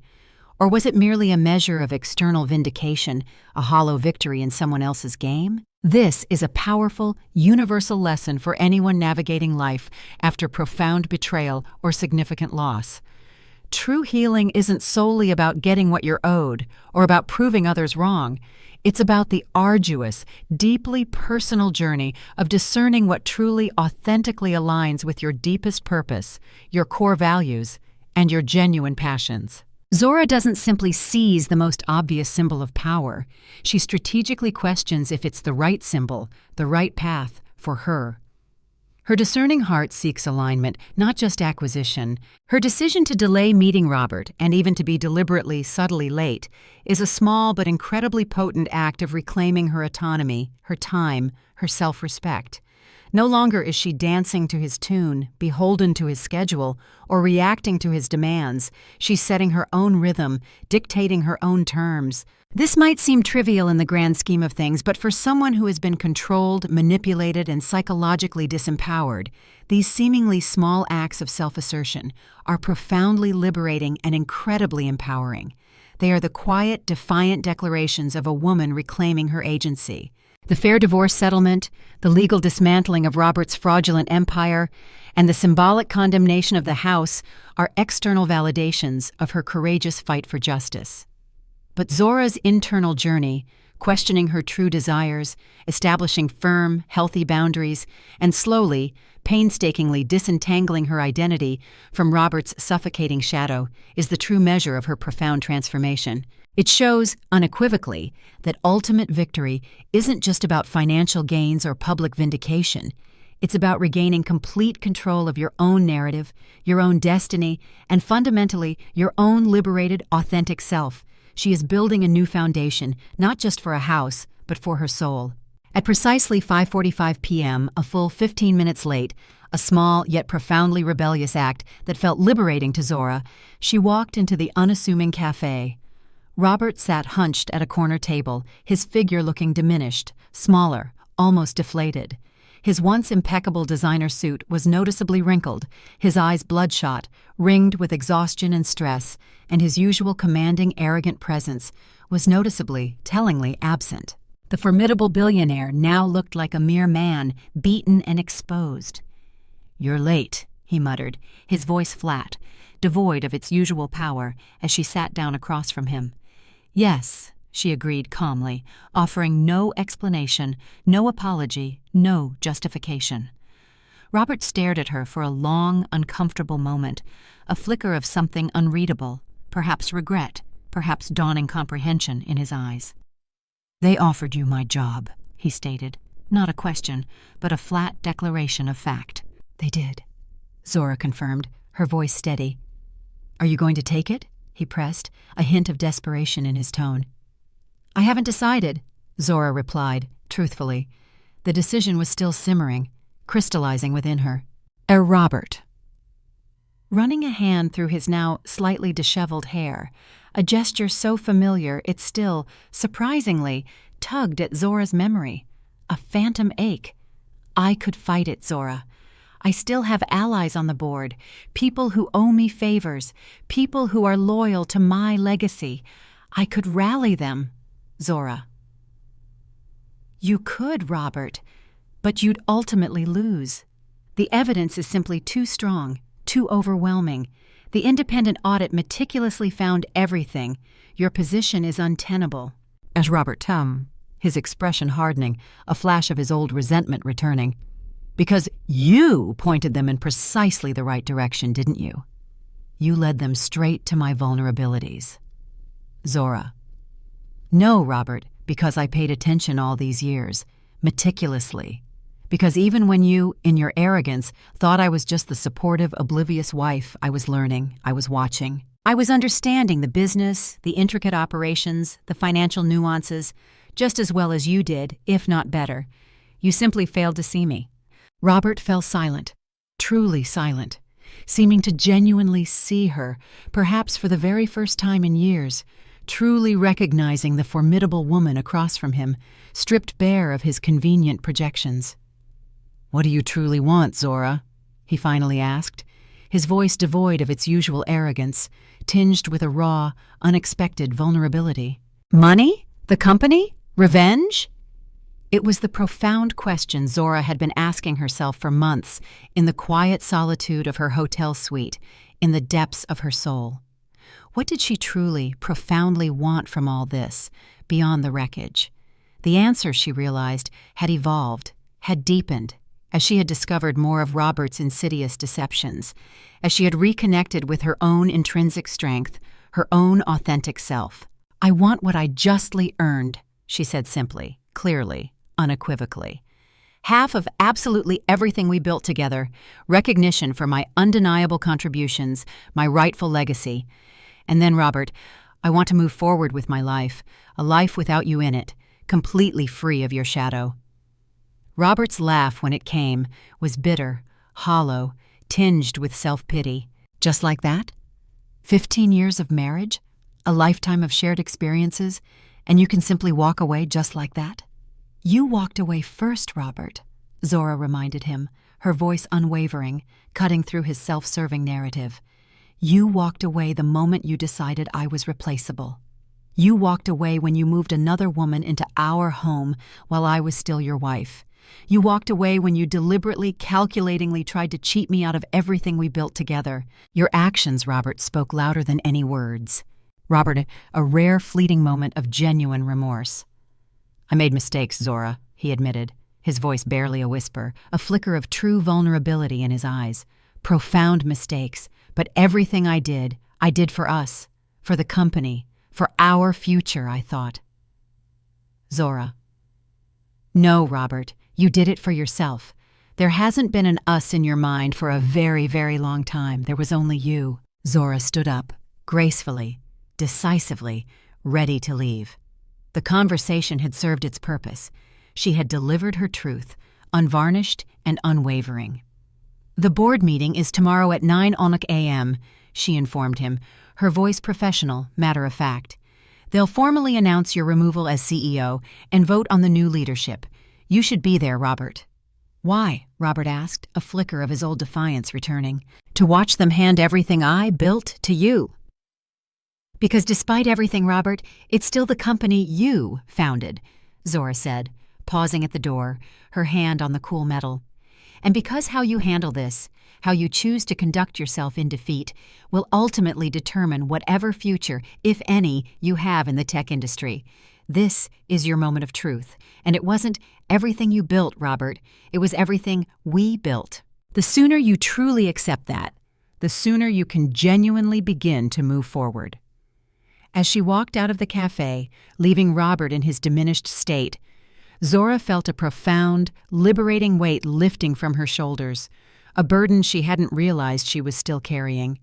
For months she had carried anger, resentment, and deep hurt, allowing those raw emotions to fuel her fierce determination. But confronting Robert, seeing him stripped of his power, his arrogance, his illusions, had sparked something unexpected, something profoundly human. A quiet, almost tender compassion. Not for what he had done, for that was unforgivable, but for the lost, broken man she had once loved with her whole heart, the man who had tragically lost himself along the way, consumed by the very empire they had built together. Back at her elegant hotel, Zora found herself facing the biggest, most pivotal decision of her entire life. Should she, Zora Johnson, accept the prestigious CEO position at Empire Tech?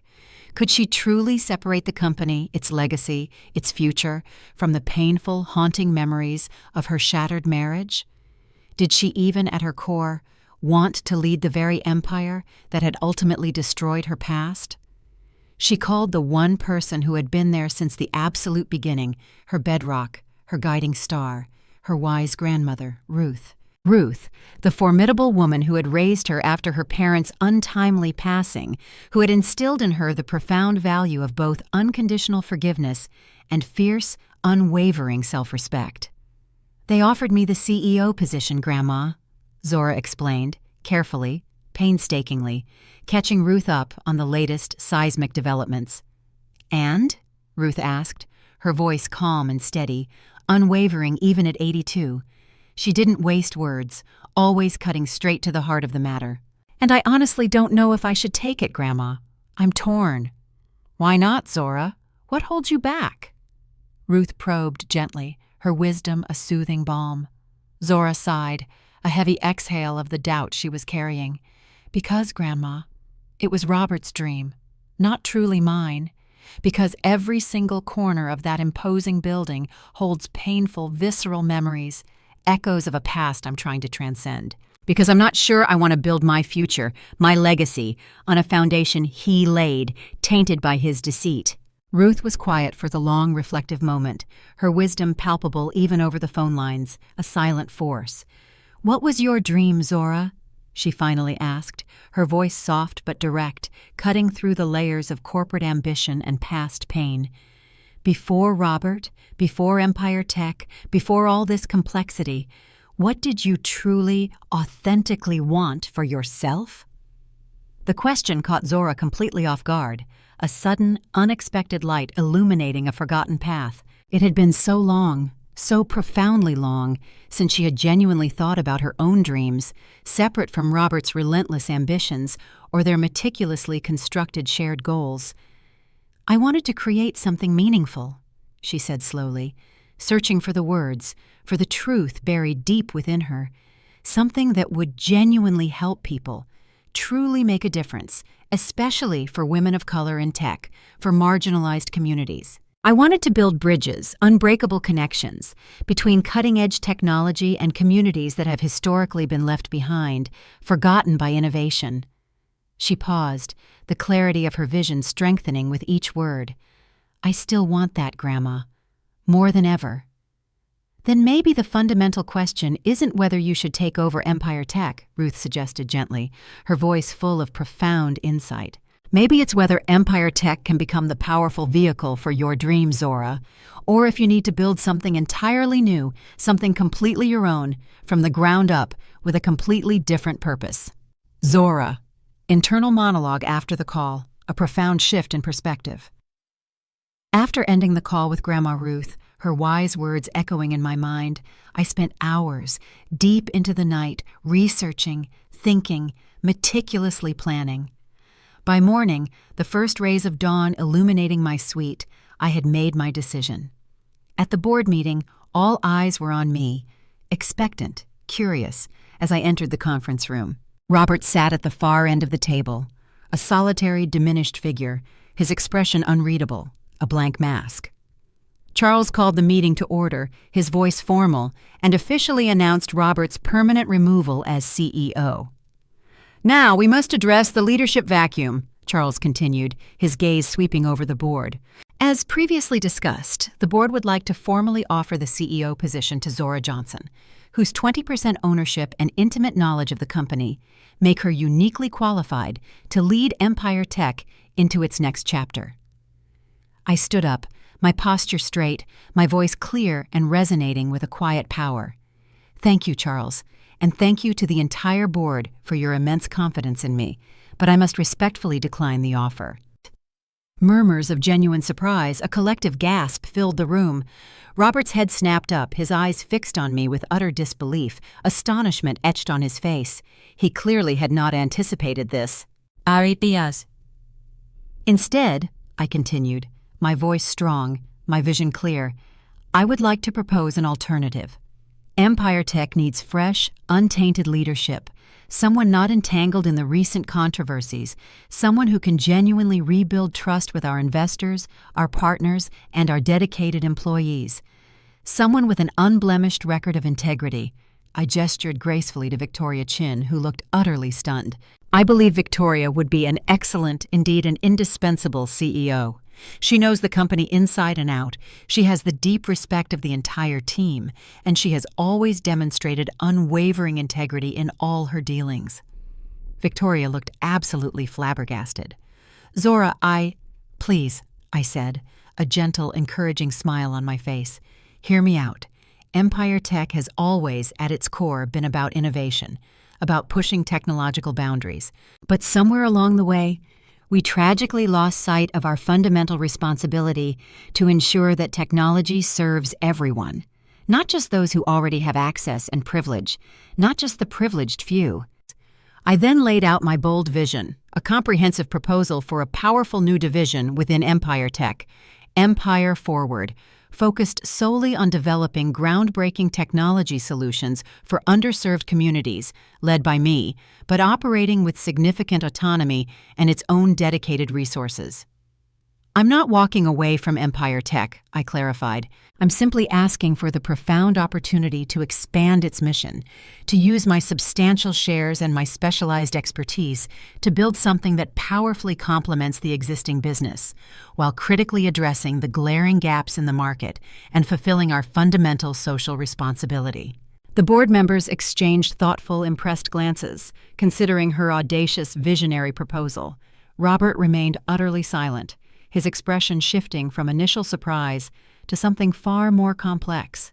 Perhaps, finally, a grudging, reluctant respect for her sheer strategic brilliance. After a thorough discussion and a series of pointed questions, the board voted. The outcome was clear and decisive.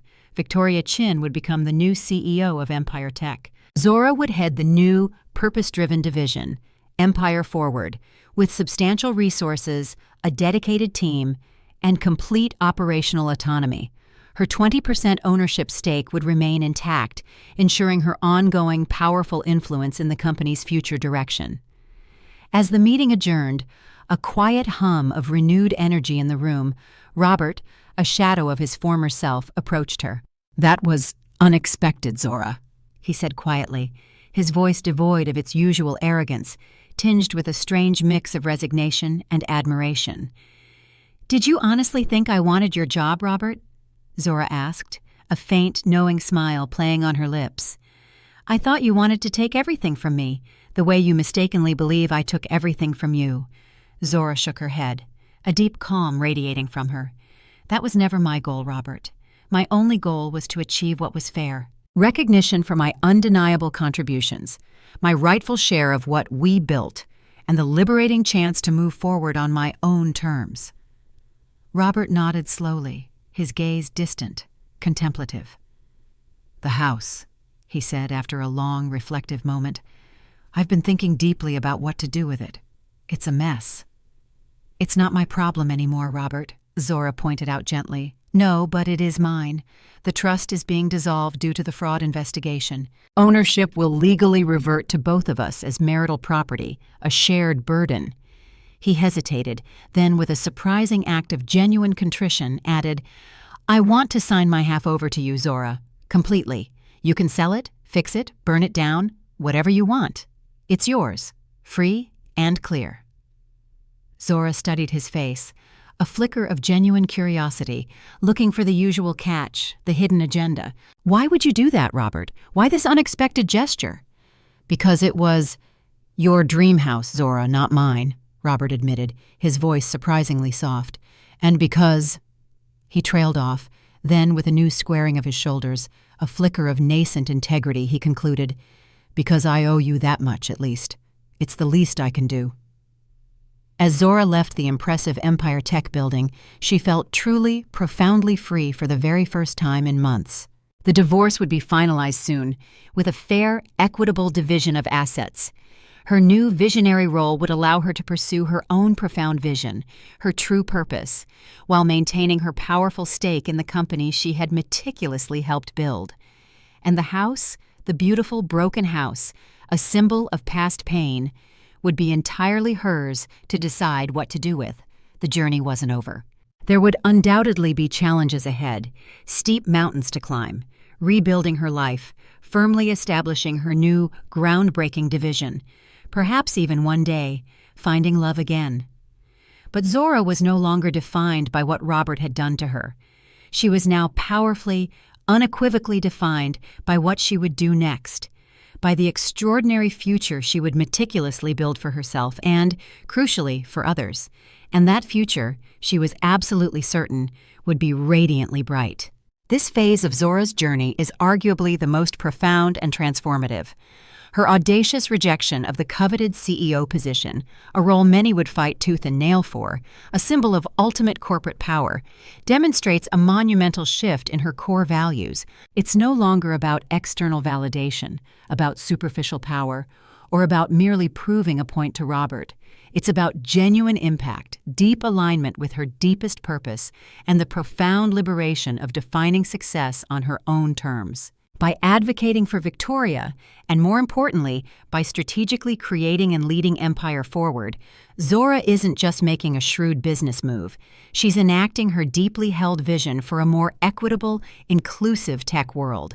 A vision that, as her grandmother reminded her, predates Robert's influence and transcends his limited perspective. This move provides a critical, inspiring insight into what true leadership truly entails. It's not always about sitting in the absolute top chair, about holding the most prestigious title.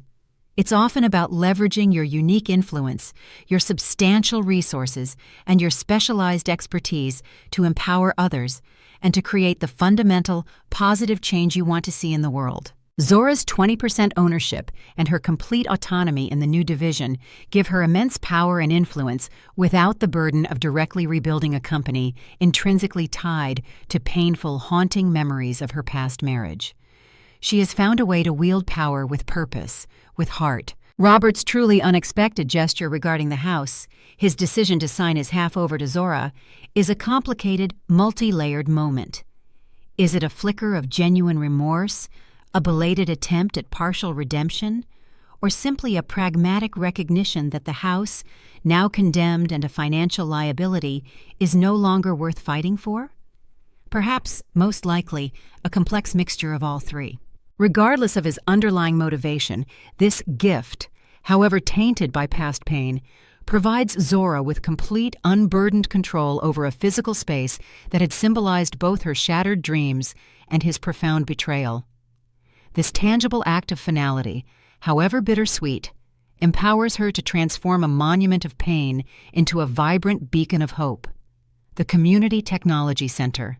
This entire segment of Zora's story is about breaking free from the suffocating shackles of the past, not by merely erasing it, which is often impossible, but by profoundly repurposing it. It's about taking the bitter lemons life so cruelly threw at her, and with extraordinary vision and resilience, building a magnificent lemonade stand that serves an entire, deserving community. Zora's narrative powerfully counters the tired, traditional billionaire's ex-wife trope, instead showcasing a woman actively shaping her own profound legacy through deeply purpose-driven work, rather than merely inheriting or solely reclaiming wealth. It's an inspiring testament to the idea that sometimes losing absolutely everything is the unexpected catalyst you need to find your true calling, to tap into an inner strength you never knew you possessed, and to build something far more meaningful, far more impactful, and infinitely more authentic than what was ever lost. She didn't just survive, she thrived, and in doing so, created a blueprint for true liberation. 3 months after the pivotal board meeting, Zora stood, a figure of serene calm, in the empty, gutted shell of what had once been her opulent dream home. Sunlight streamed through the raw, open windows, illuminating dust particles dancing like forgotten memories in the crisp morning air. The cosmetic beauty, the superficial splendor, had been entirely stripped away, surgically exposing the severe systemic structural problems that lurked beneath, a visceral metaphor for her shattered marriage. "It's far worse than we initially thought, Zora," Marcus, her godbrother and project manager, said gravely, walking through the desolate space with his tablet, reviewing the contractor's latest sobering report. "The foundation issues extend far beyond what the initial inspection found, and the mold—" He shook his head, a grim expression on his face. "It's everywhere, pervasive, toxic." Zora nodded, taking it all in, processing the raw, uncomfortable truth. The profound metaphor wasn't lost on her. A beautiful, polished facade, desperately hiding a rotten, dangerous core underneath, exactly like her marriage to Robert had been. "What's the ultimate recommendation, Marcus?" she asked, her voice steady, devoid of emotion. "Honestly, Zora, tear it down completely and start over, from scratch. The land is incredibly valuable. The location is prime, absolutely unbeatable. But this current structure is simply beyond saving. It's a lost cause. Zora walked slowly to the back of the house, to where floor-to-ceiling windows once showcased the magnificent garden she had lovingly tended for years, each plant a testament to her nurturing spirit. Now, the garden was overgrown, wild, untamed, the once sparkling pool covered, murky. Like her, the property had been neglected, profoundly abused, but held immense potential for renewal, for a vibrant rebirth. "Do it, Marcus," she decided, her voice firm, resolute. "Get the demolition permits expedited, but save what we can. The imported marble, the custom fixtures, any single thing that is salvageable. I want to donate them to local community art and building projects. Let something good come from this destruction." As Marcus made meticulous notes, Zora's phone buzzed, a familiar, welcome vibration. It was Diana, now her incredibly efficient and loyal assistant at Empire Forward, the groundbreaking new division Zora had so passionately created at Empire Tech. "The Washington team just confirmed, Zora," Diana reported, her voice bubbling with excitement. "They want to partner on the massive education initiative. Full funding, exactly like you proposed. It's a done deal." "That's fantastic news, Diana," Zora replied, feeling a powerful surge of deep satisfaction, a profound sense of purpose. In just 3 short months, Empire Forward had already secured transformative partnerships with 5 major cities, rapidly expanding its reach to bring cutting-edge technology, invaluable education, and much-needed resources to historically underserved communities. The work was undeniably challenging, demanding, but profoundly fulfilling in ways her previous, traditional role at Empire Tech, constrained by Robert's vision, never truly had been. "And Victoria called too," Diana continued, her voice radiating enthusiasm. "The quarterly results are officially in. The company's stock has stabilized since she took over as CEO. Investors are regaining confidence, and analysts are praising the new direction." Another vital piece of her meticulously orchestrated puzzle was falling into place. Victoria was proving to be an excellent, steady CEO, bringing consistent, ethical leadership and much-needed stability after the turmoil of Robert's tumultuous removal. They worked seamlessly together, a true partnership, Victoria focusing on growing the core business, while Zora boldly built something entirely new, something purpose-driven, under the expansive company umbrella. After ending the call, Zora took one last, lingering look around the desolate house. So many memories, both beautiful and profoundly painful, were embedded within these crumbling walls. All, however, were an undeniable, indelible part of her extraordinary journey. Letting it go, allowing it to be transformed, felt profoundly right, liberating even. Outside, a familiar car, a modest sedan, pulled into the driveway. Jessica stepped out, looking hesitant, almost fragile as she approached. "I heard you were here today," she said by way of greeting, her voice soft. "I hope it's okay that I stopped by." In the months since their coffee shop meeting, Zora had seen Jessica only once. At the final divorce hearing, where Jessica had courageously testified about Robert's complex deceptions. Her testimony had been crucial, helping to secure the truly fair settlement Zora so rightfully deserved. "It's fine, Jessica," Zora assured her, her tone gentle, empathetic. "I'm just making some final decisions about the property." Jessica glanced at the dilapidated house, its bare bones exposed. "You're not going to try to save it, Zora? Not even a little?" "No, Jessica," Zora replied, her voice firm with conviction. "Some things, no matter how much you might wish otherwise, are simply beyond saving. You have to know when to let go and build anew." Zora studied the younger woman, noting the quiet strength that had begun to emerge in her. "How are you truly doing, Jessica?" Jessica gave a small, genuine smile, a glimmer of hope in her eyes. "Better, Zora, much better. I found a job at a promising startup. It's entry-level, but it's a start, a new beginning. And I'm seeing a wonderful therapist to truly understand why I was so easily manipulated by Robert, why I fell for his illusions." She hesitated, then added, "He actually reached out to me last week, believe it or not. Wanted to talk things through," he said. "And?" Zora asked, surprised by her complete lack of jealousy or emotional reaction to this news. It was a sign of her profound healing. "I declined, Zora, firmly. Some chapters I've learned simply need to stay closed, permanently. Jessica looked at Zora with genuine admiration, her eyes reflecting a newfound respect. What you've done with Empire Forward, Zora, it's absolutely amazing. I've been following the news about your education initiatives, your impact. It's truly inspiring. Thank you, Jessica, Zora said, meaning it from the bottom of her heart. It's been challenging, undeniably but profoundly rewarding. It's given me purpose. They stood in comfortable silence for a moment, two women who had survived the same devastating storm, emerging stronger, wiser, fundamentally changed. I should go, Jessica finally said. I just wanted to see this place one last time, to remind myself to be more careful, far more discerning about what looks perfect on the surface. Appearances can be deceiving.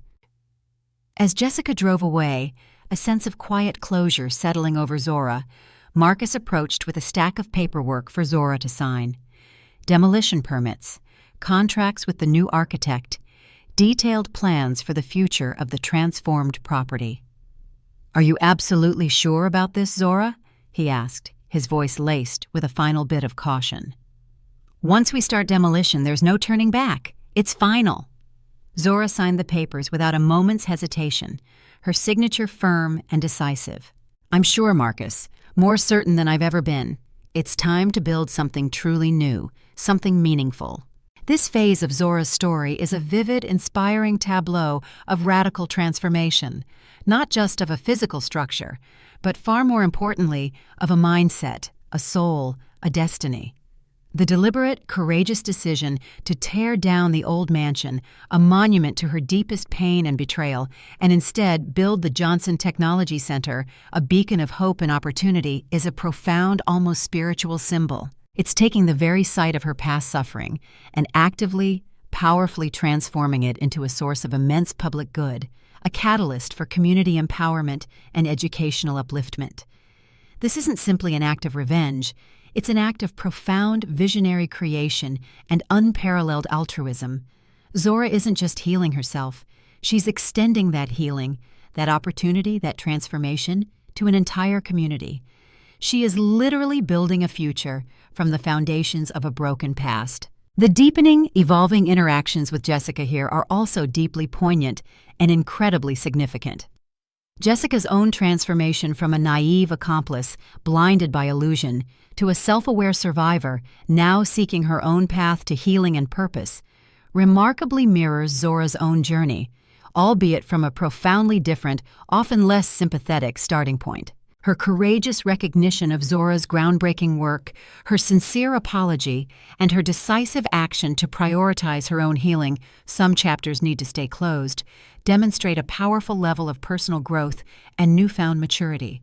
This crucial humanizes the narrative, reminding us that even those who initially appear complicit in our pain can, in fact, be victims of manipulation themselves, and can, ultimately, find their own arduous path to redemption and self-discovery. It underscores the incredible complexity of human relationships and the possibility of unexpected grace. Zora's unwavering commitment to Empire Forward and its rapid, undeniable success further solidifies her powerful new identity. She's no longer merely a survivor. She's a visionary leader, actively building vital bridges between cutting-edge technology and communities that have historically been left behind, marginalized, and underserved. This compelling narrative powerfully counters the traditional, often limiting, billionaire's ex-wife trope, showcasing a woman actively shaping her own extraordinary legacy through deeply purpose-driven work, rather than merely inheriting wealth or simply reclaiming what was stolen.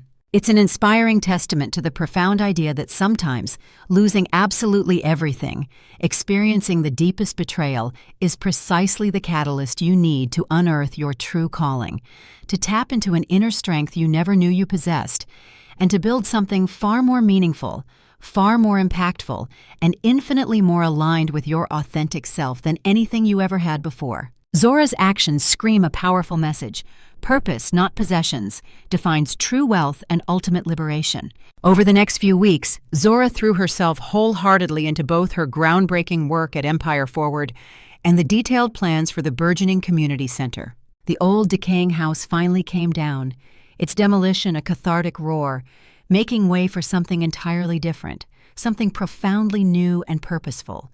Not another opulent mansion, but a sleek, tech-focused community center, a beacon of learning, serving the surrounding neighborhoods with specialized, cutting-edge programs for young girls passionately interested in STEM. At Empire Tech, her dynamic relationship with Victoria, the new CEO, blossomed into a true, synergistic partnership, effectively balancing aggressive growth with profound social responsibility. "The board is truly impressed with the direction we're taking, Zora," Victoria told her during one of their weekly productive lunches. "Your division, Empire Forward, though still relatively small, is generating significant, overwhelmingly positive press. It's actively helping to reshape the company's image after the scandal, restoring faith. And the financial picture?" Victoria smiled, a genuine, satisfied expression. "Stabilizing. We're not quite where we were before Robert's tumultuous removal, but we're trending robustly in the right direction. Another 2 quarters like this, and we'll be stronger, more resilient than ever before." Zora nodded, a deep sense of satisfaction warming her. "Any word on Robert's next moves, Victoria? What's the latest from his side?" "Last I heard," Victoria shared, "he's struggling to raise capital for a new venture, finding it incredibly difficult, apparently, with his severely tarnished reputation issues, his public ethical failings." Victoria studied Zora's face, a question in her eyes. "Does it bother you, Zora, that he's trying to start over, trying to rebuild his own career?" Zora considered the question, truly delving into her emotions. Once the thought of Robert succeeding without her, building something new, would have stung deeply, a fresh wound. Now she found herself surprisingly, profoundly indifferent. "No, Victoria," she said truthfully, her voice clear and calm. "It doesn't bother me. We all, ultimately, deserve the chance to rebuild, to learn from our mistakes, even him. His path is his own now, entirely separate from mine." Later that afternoon, Zora met with her trusted financial advisor to meticulously review her burgeoning portfolio. The divorce settlement, fair and comprehensive, had left her independently wealthy, not just from her substantial Empire Tech shares, but from half of Robert's vast hidden assets he had so desperately tried to keep for himself. "You're in an excellent, highly secure financial position, Zora," her advisor explained, his voice impressed. "Your Empire Tech holdings continue to grow robustly in value as the company recovers. The investment properties are generating steady, reliable income, and your new foundation is fully funded for at least 5 years, with ample reserves." The Zora Johnson Foundation, her very first independent project after the divorce, was a groundbreaking nonprofit dedicated to passionately supporting women entrepreneurs of color, providing them with crucial resources and mentorship. It operated separately from Empire Forward, but with the same underlying powerful mission of increasing diversity, equity, and inclusion in the often exclusive tech industry. "I want to significantly increase the foundation's funding," Zora decided, her vision expansive. "Double the number of grants we award next year. Let's make a real impact." Her advisor made notes, nodding. "That's entirely doable, Zora. An excellent goal. And what about personal expenditures? You're still living comfortably in that hotel suite. Have you considered purchasing a new permanent residence, a home of your own?" Zora shook her head, a soft smile playing on her lips. "Not yet. I'm not quite ready to put down roots again, not in the traditional sense, not just yet." The truth was, she genuinely enjoyed the elegant simplicity of hotel living after years of maintaining the massive, complex house with Robert. Her suite was comfortable, beautifully appointed, the service impeccable, and she felt absolutely no pressure to fill the expansive space with possessions, with material distractions. She was truly, authentically free, physically, emotionally, and spiritually. That evening, as Zora worked late, absorbed in her projects in her quiet hotel suite, her phone rang. An unknown number. She answered with characteristic caution. "Zora Johnson speaking." "Zora, it's Robert." His voice, surprisingly, sent an unexpected fleeting shiver through her. Despite everything, despite the months of intense healing, the profound rebuilding, his voice still triggered a complex tapestry of memories, both good and, overwhelmingly, painful. "What do you want, Robert?" she asked, keeping her tone meticulously neutral, professional, devoid of any discernible emotion. "I heard about the community center," he said, his voice hesitant. On the property. It's a good idea, Zora. Truly. An impressive vision." Zora remained silent, waiting patiently for him to continue, to reveal his true intention. "I wanted to—" He hesitated, a long, uncomfortable pause. "I wanted to apologize. Properly this time. For everything. All of it. What I did. The pain I caused." "Why now, Robert? Why this belated apology?" Zora asked, probing gently. Robert sighed, a heavy, weary sound. "Because I've had time to truly reflect, Zora. To really, deeply understand what I threw away. Not just our marriage, but the profound partnership we had, the deep trust, the genuine friendship we shared for so long. I miss it. Terribly." "And?" Zora prompted, when he fell silent, waiting for the deeper truth. "And I miss it," he admitted, his voice raw with a surprising honesty. "Not just the external success we achieved, but working with someone who truly understood me, who genuinely challenged me to be better, to reach higher. I lost that." Zora closed her eyes for a brief moment. 6 months ago, these very words, this raw admission, might have weakened her resolve, might have made her consider, even fleetingly, a path to reconciliation. Now they simply confirmed, with a quiet, resonant finality, that she had made the absolutely right choice in moving forward, in choosing her own path. "Thank you for the apology, Robert," she said finally, her voice imbued with a newfound strength and grace. "I truly hope you find what you're looking for, wherever your path takes you, but it won't be with me." After ending the call, Zora stood by the window of her elegant suite, looking out at the glittering tapestry of the city lights below. Robert's apology had brought no overwhelming satisfaction, no rush of vindication, no sense of triumph. Just a quiet, profound confirmation that she had completely outgrown the need for either. Her phone buzzed with a welcome text from Diana. "Great news! Boston just officially signed on for the tech education program. We're now in 6 major cities." Zora smiled, typing a quick response of heartfelt congratulations. Her new life was taking shape, vibrant and expansive, defined not by Robert or their tumultuous past, but by her own visionary purpose, her own courageous choices, her own undeniable success.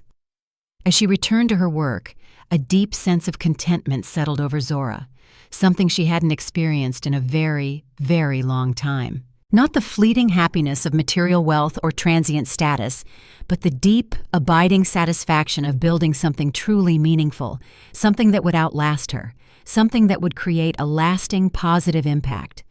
The life she was meticulously creating wasn't perfect. There were still challenges, still moments of doubt, still obstacles to overcome.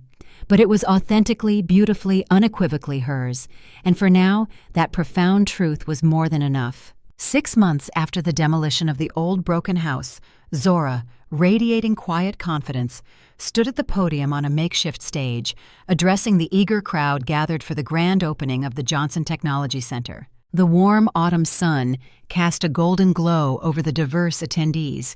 Community members, city officials, Empire Tech employees, local educators, all there to celebrate the profound transformation of what had once been her personal residence into a vibrant, indispensable public resource. "This center represents far more than just a new building," Zora said, her voice clear and resonant, looking out at the sea of faces turned toward her, hanging on her every word. "It represents new beginnings. It stands as undeniable proof that we, as a community, can take what is broken, what is shattered, and courageously build something exponentially stronger, something more resilient, something deeply purposeful, something that serves not just one family, but an entire thriving community. This is our collective legacy." The center itself was a marvel of modern design, a 2-story building constructed of gleaming glass and sustainable, innovative materials designed to be both aesthetically beautiful and profoundly functional. Inside were bright, airy classrooms, equipped with the latest technology, a cutting-edge makerspace for hands-on innovation, versatile meeting rooms, and a welcoming cafe that would provide invaluable job training and opportunities for local youth. Through Empire Forward and the Zora Johnson Foundation, we will ensure this center remains a dynamic, vibrant place of opportunity for generations to come, she concluded, her voice filled with hope and conviction. A place where dreams are not just encouraged, but powerfully equipped with the essential tools, the knowledge, and the mentorship to become tangible reality. The applause was heartfelt, genuine, and thunderous, as Zora, beaming, cut the ceremonial ribbon, officially opening the center to a joyous public. As attendees eagerly filed inside to tour the impressive facilities, Victoria, the new CEO of Empire Tech, approached her, a proud smile on her face. Victoria. "Impressive transformation, Zora," Victoria said, gesturing to the gleaming center, her voice filled with genuine admiration. "From personal tragedy to a profound community triumph, it's truly remarkable." Zora. "It felt right, Victoria," Zora smiled, a deep contentment in her eyes. "Better than holding on to a house full of painful, haunting memories. This is far more meaningful." Victoria. "Speaking of transformations," Victoria continued, her tone shifting to a more businesslike one, "I have something significant to discuss with you. The Tech Fusion acquisition is finally officially complete." After months of intense negotiation and strategic restructuring, Empire Tech had successfully acquired the smaller company, decisively strengthening its formidable position in the market and expanding its technological capabilities exponentially. "The board is incredibly pleased," Victoria explained. "Our stock price is up a remarkable 20% since the announcement. Investor confidence is fully and completely restored. It's a huge win." Zora. "That's truly excellent news, Victoria," Zora said, genuinely pleased for her partner and the company. "The entire team deserves immense credit for expertly navigating such a complex, delicate transaction, especially after the turmoil." Chansas, Victoria. "Which brings me to my point, Zora." Victoria nodded, her eyes shining with excitement. "The board has been discussing the leadership structure moving forward, given this new phase of growth. They want to create a co-CEO position, you and me, leading Empire Tech together." Zora. Internal monologue, a moment of profound surprise, a new, unexpected possibility opening before her. "Co-CEO?" I stared at her, speechless for a moment, the sheer audacity and significance of the offer washing over me. "Victoria, you've been doing an absolutely excellent job on your own. You've stabilized the company. You've led it brilliantly." "Yes, but the company is evolving, Zora, rapidly." "Your groundbreaking work with Empire Forward has revealed opportunities and pathways none of us had ever considered before. The board believes, and I wholeheartedly agree, that your visionary foresight, combined with my operational expertise and deep market understanding, would strategically position us for the next, most expansive phase of growth. It's a perfect synergy. It was the last thing I had truly expected. When I declined the sole CEO position months ago, I had done so with the absolute certainty that Empire Tech represented my past, a painful chapter I needed to close, not my future. But now, with Empire Forward successfully established, thriving, and the company itself moving in a new, more ethical, purpose-driven direction, the prospect held an unexpected, exhilarating appeal. "I need time to think about it, Victoria," I said finally, my voice still tinged with surprise, but also with a nascent excitement. Victoria touched my arm lightly, a gesture of genuine warmth and respect. "Of course, Zora. Take all the time you need, every single moment. But know that this isn't charity. This isn't compensation for what happened with Robert, or a guilt offering. This is powerful, unequivocal recognition of your immense, undeniable value to this company, past, present, and most crucially, future." As Victoria moved away to speak with other enthusiastic attendees, Diana approached me with a man I didn't immediately recognize. Tall, distinguished, with kind, intelligent eyes, and an easy, genuine smile. "Zora, "This is Dr. James Carter from MIT," Diana introduced them, her voice filled with a subtle excitement. "He's interested in partnering with the Foundation on a groundbreaking research project." Dr. Carter extended his hand, his grip firm and warm. "Miss Johnson, it's a profound pleasure to finally meet you. Your visionary work bringing technology education and access to underserved communities aligns perfectly, serendipitously even, with our department's core goals and ongoing research at MIT." There was something about his voice, warm, sincere, intelligent, that made Zora immediately, surprisingly comfortable. "Tell me about your research, Dr. Carter," I found myself saying, genuinely intrigued. "James, please," he insisted, his smile widening slightly.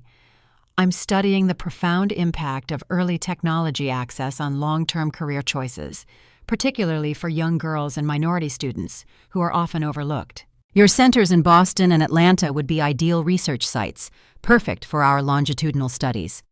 We spent the next hour deep in effortless conversation, moving seamlessly from the intricacies of the research project to our shared, passionate commitment for educational equity, to our own personal journeys and experiences in the often challenging tech world. James, I learned, had left a lucrative, high-status position in the private sector to teach at MIT, believing profoundly that he could make a far greater impact through education, mentorship, and research. "It wasn't an easy decision, Zora," he admitted, as we found a quiet corner away from the celebratory crowd, his voice thoughtful. "Walking away from significant financial security, from corporate status, from that traditional path, but it was absolutely the right one for me. It aligned with my purpose." I nodded in understanding, recognizing the echoes of my own recent life-altering choices. "I faced a very similar choice recently," I confessed. "Comfort versus purpose." "And you, Zora, you courageously chose purpose," James observed, his intelligent gaze warm, perceptive. "This magnificent center, this enduring legacy, is powerful evidence of that." Our conversation flowed with an astonishing ease, effortlessly touching on technology, education, literature, travel, revealing a surprising number of shared interests and profoundly complementary perspectives. When James finally glanced at his watch, a flicker of genuine regret in his eyes, and apologized for having to leave for another appointment, I felt an unexpected genuine disappointment, a soft ache of longing. "I'll be in town for a few more days, Zora," he said, as we exchanged contact information, his hand lingering slightly on mine. "Perhaps we could continue our discussion over dinner one evening?" "I'd like that very much, James," I replied, surprising myself with how much I genuinely meant it, a thrill of possibility fluttering in my heart. This phase of Zora's story is a vivid, breathtaking tapestry woven with threads of profound purpose, strategic leadership, and the blossoming seeds of an entirely new, deeply authentic connection. Her unwavering commitment to tearing down the old mansion, a literal monument to her deepest pain and Robert's deception, and courageously building the Johnson Technology Center in its place, is a symbol of such immense power and transformation. It's not just a physical act of construction. It's a profound, almost spiritual statement that she cannot be defined by her past pain, but rather by her expansive, optimistic vision for the future, her deep-seated commitment to collective purpose.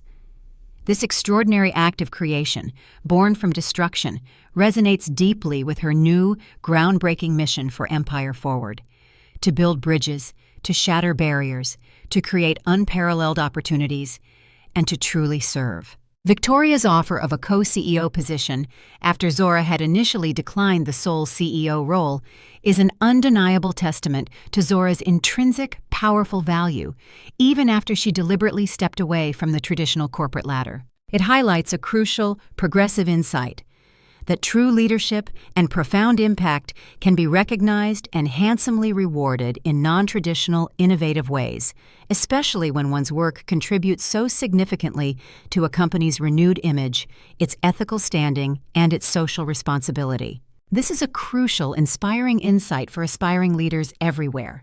Sometimes the most influential, most impactful path is not the most obvious, the most hierarchical, or the one most expected. It's the path of authenticity and purpose. And then, serendipitously, James Carter.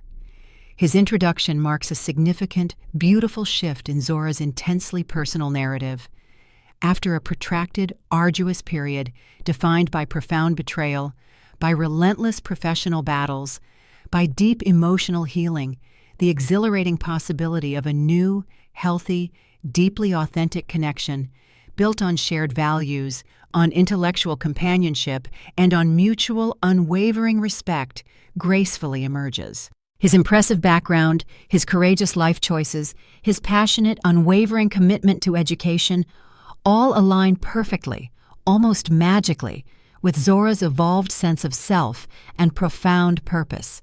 His respectful yet direct approach, his genuine, unforced interest in her groundbreaking work, his profound understanding of her journey, instantly sets him apart from Robert's manipulative charm and superficial gestures. This isn't just a new love interest, it's a powerful symbol of Zora's journey towards profound wholeness, demonstrating unequivocally that life, even after the most devastating loss, can bring unexpected joys, meaningful partnerships, and an abundance of new possibilities when you are truly open to receiving them. It's a testament to the idea that sometimes the greatest gifts arrive disguised as the greatest challenges, and that a truly authentic love can bloom in the most unexpected, beautiful spaces of a rebuilt life. After the emotionally charged, triumphant opening event, Zora returned to her elegant hotel suite, her mind spinning, a kaleidoscope of the day's profound developments. The triumphant, successful launch of the community center, Victoria's completely unexpected yet compelling co-CEO offer, and the serendipitous, deeply intriguing meeting with James Carter. It felt as though her life, after months of careful, meticulous rebuilding, of slow, painful healing, was suddenly accelerating, hurtling forward in new, exhilarating, and completely unexpected directions. She immediately called her beloved grandmother, Ruth, her unwavering source of wisdom and perspective, as she often did when facing significant, life-altering decisions. Co-CEO, Ruth mused softly, her voice filled with a knowing warmth, after Zora meticulously explained Victoria's offer. "That's quite a turnaround, Zora, from where you were just 6 months ago, isn't it?" "I know, Grandma," Zora agreed, a hint of wonder in her voice. "That's precisely why I'm hesitating. Am I contradicting my previous decision if I accept? When I declined the sole CEO position before, I was so utterly certain it wasn't right for me, not my path." "Circumstances change, Zora," Ruth gently pointed out, her voice firm with wisdom. "You've changed. The company has changed. The world around you has transformed. Perhaps this new collaborative arrangement, this balanced structure, better reflects who you are, now, who you are truly becoming." Zora considered this profound truth, allowing it to resonate deep within her. "Maybe, Grandma. Maybe it does. Or maybe," she mused, a flicker of old fear, a residual trauma returning, "maybe I'd be inadvertently stepping back into Robert's suffocating shadow, allowing his original creation, his vision, to define me once again. I don't want to lose myself." "Does Empire Tech still feel like Robert's creation to you, Zora?" Ruth asked, her voice piercing, direct, challenging her granddaughter to truly examine her feelings. It was a fair, crucial question. Under Victoria's ethical leadership and with Zora's profound, purpose-driven influence through Empire Forward, the company had evolved dramatically, significantly. New initiatives, groundbreaking partnerships, revised corporate values, all reflected a vision vastly different from Robert's singular, self-serving focus on relentless growth and market dominance. "I suppose not, Grandma," Zora admitted, the realization dawning with a quiet clarity. "It's become something new, something better. But there's something else," she added, hesitating slightly, her voice softer, more vulnerable. "I met someone today, at the center opening." Ruth's interest was immediately, delightfully piqued. "Oh, tell me about him, Zora. Details." "Dr. James Carter. He's an incredibly intelligent professor at MIT, Grandma, researching technology education and equity, very similar to the work we're doing with the foundation. We connected immediately, effortlessly. He wants to have dinner while he's in town.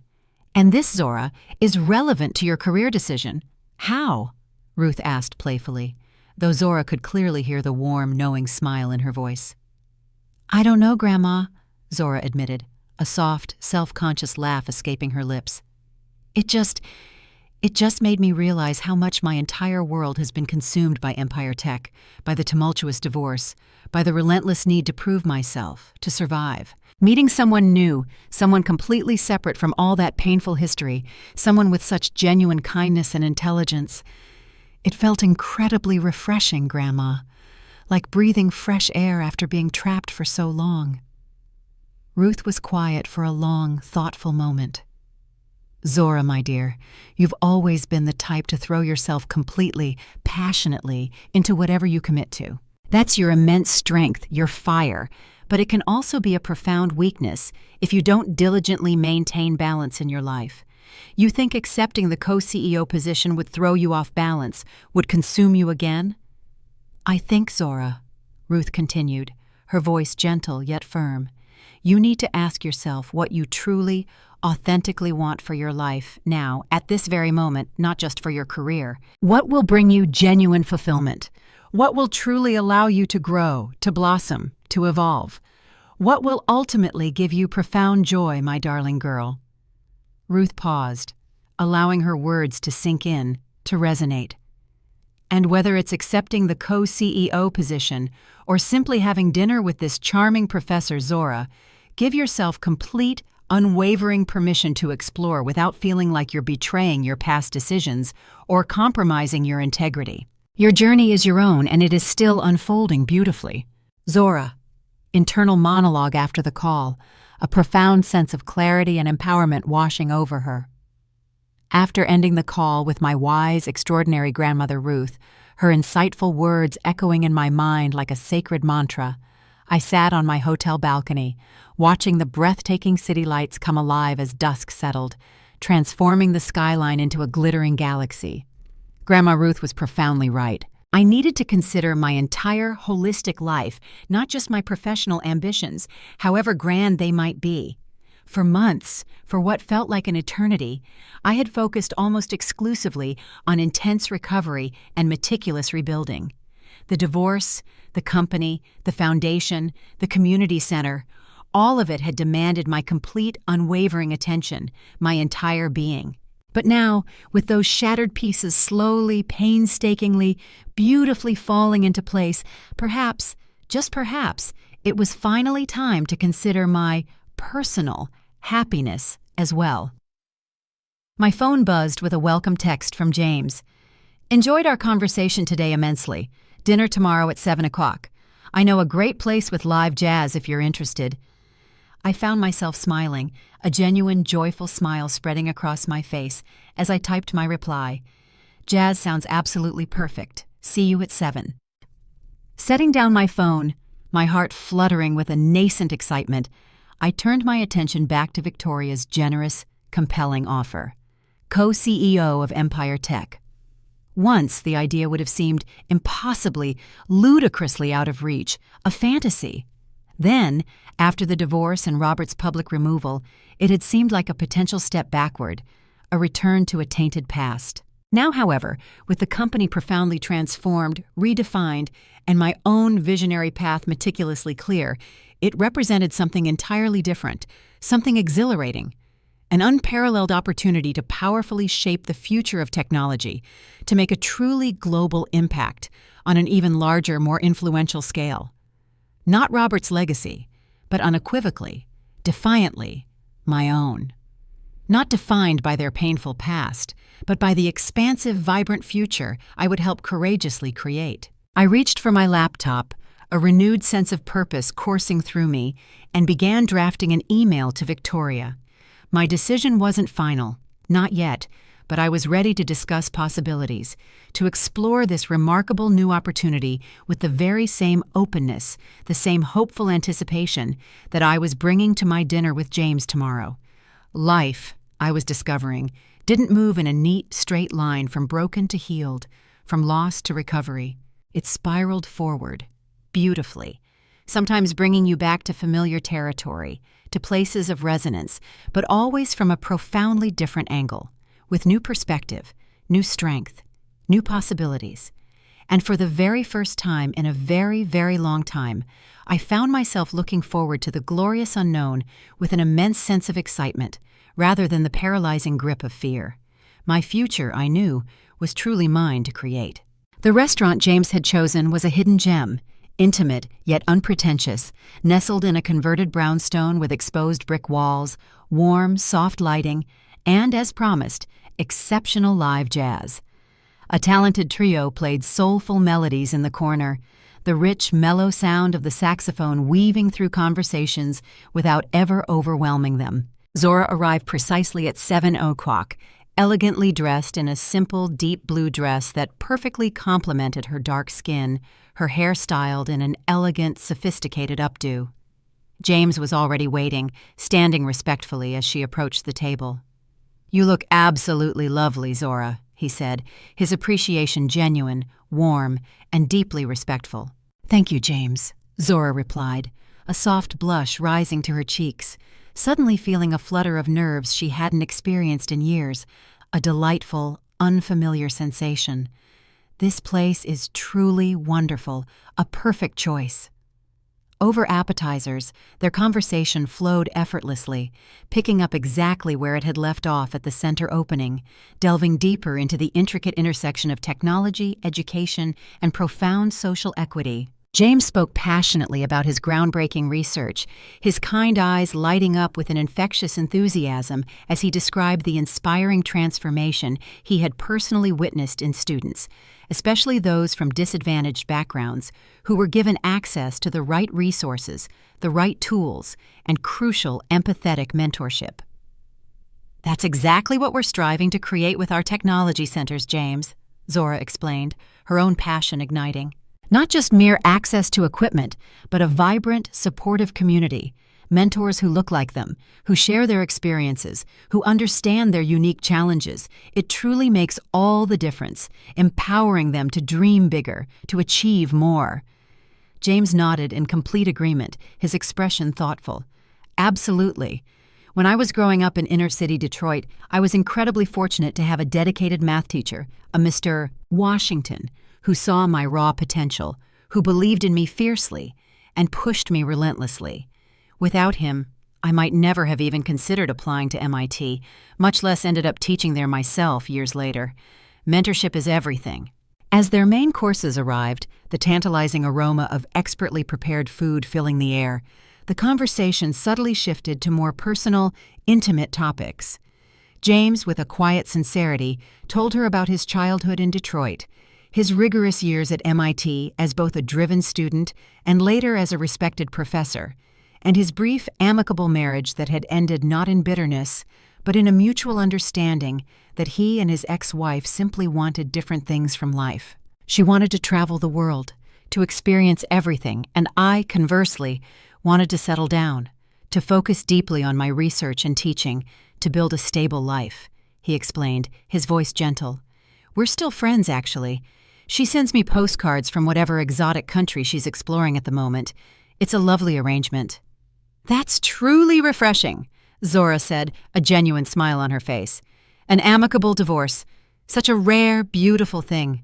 James nodded, his gaze meeting hers, understanding in his eyes.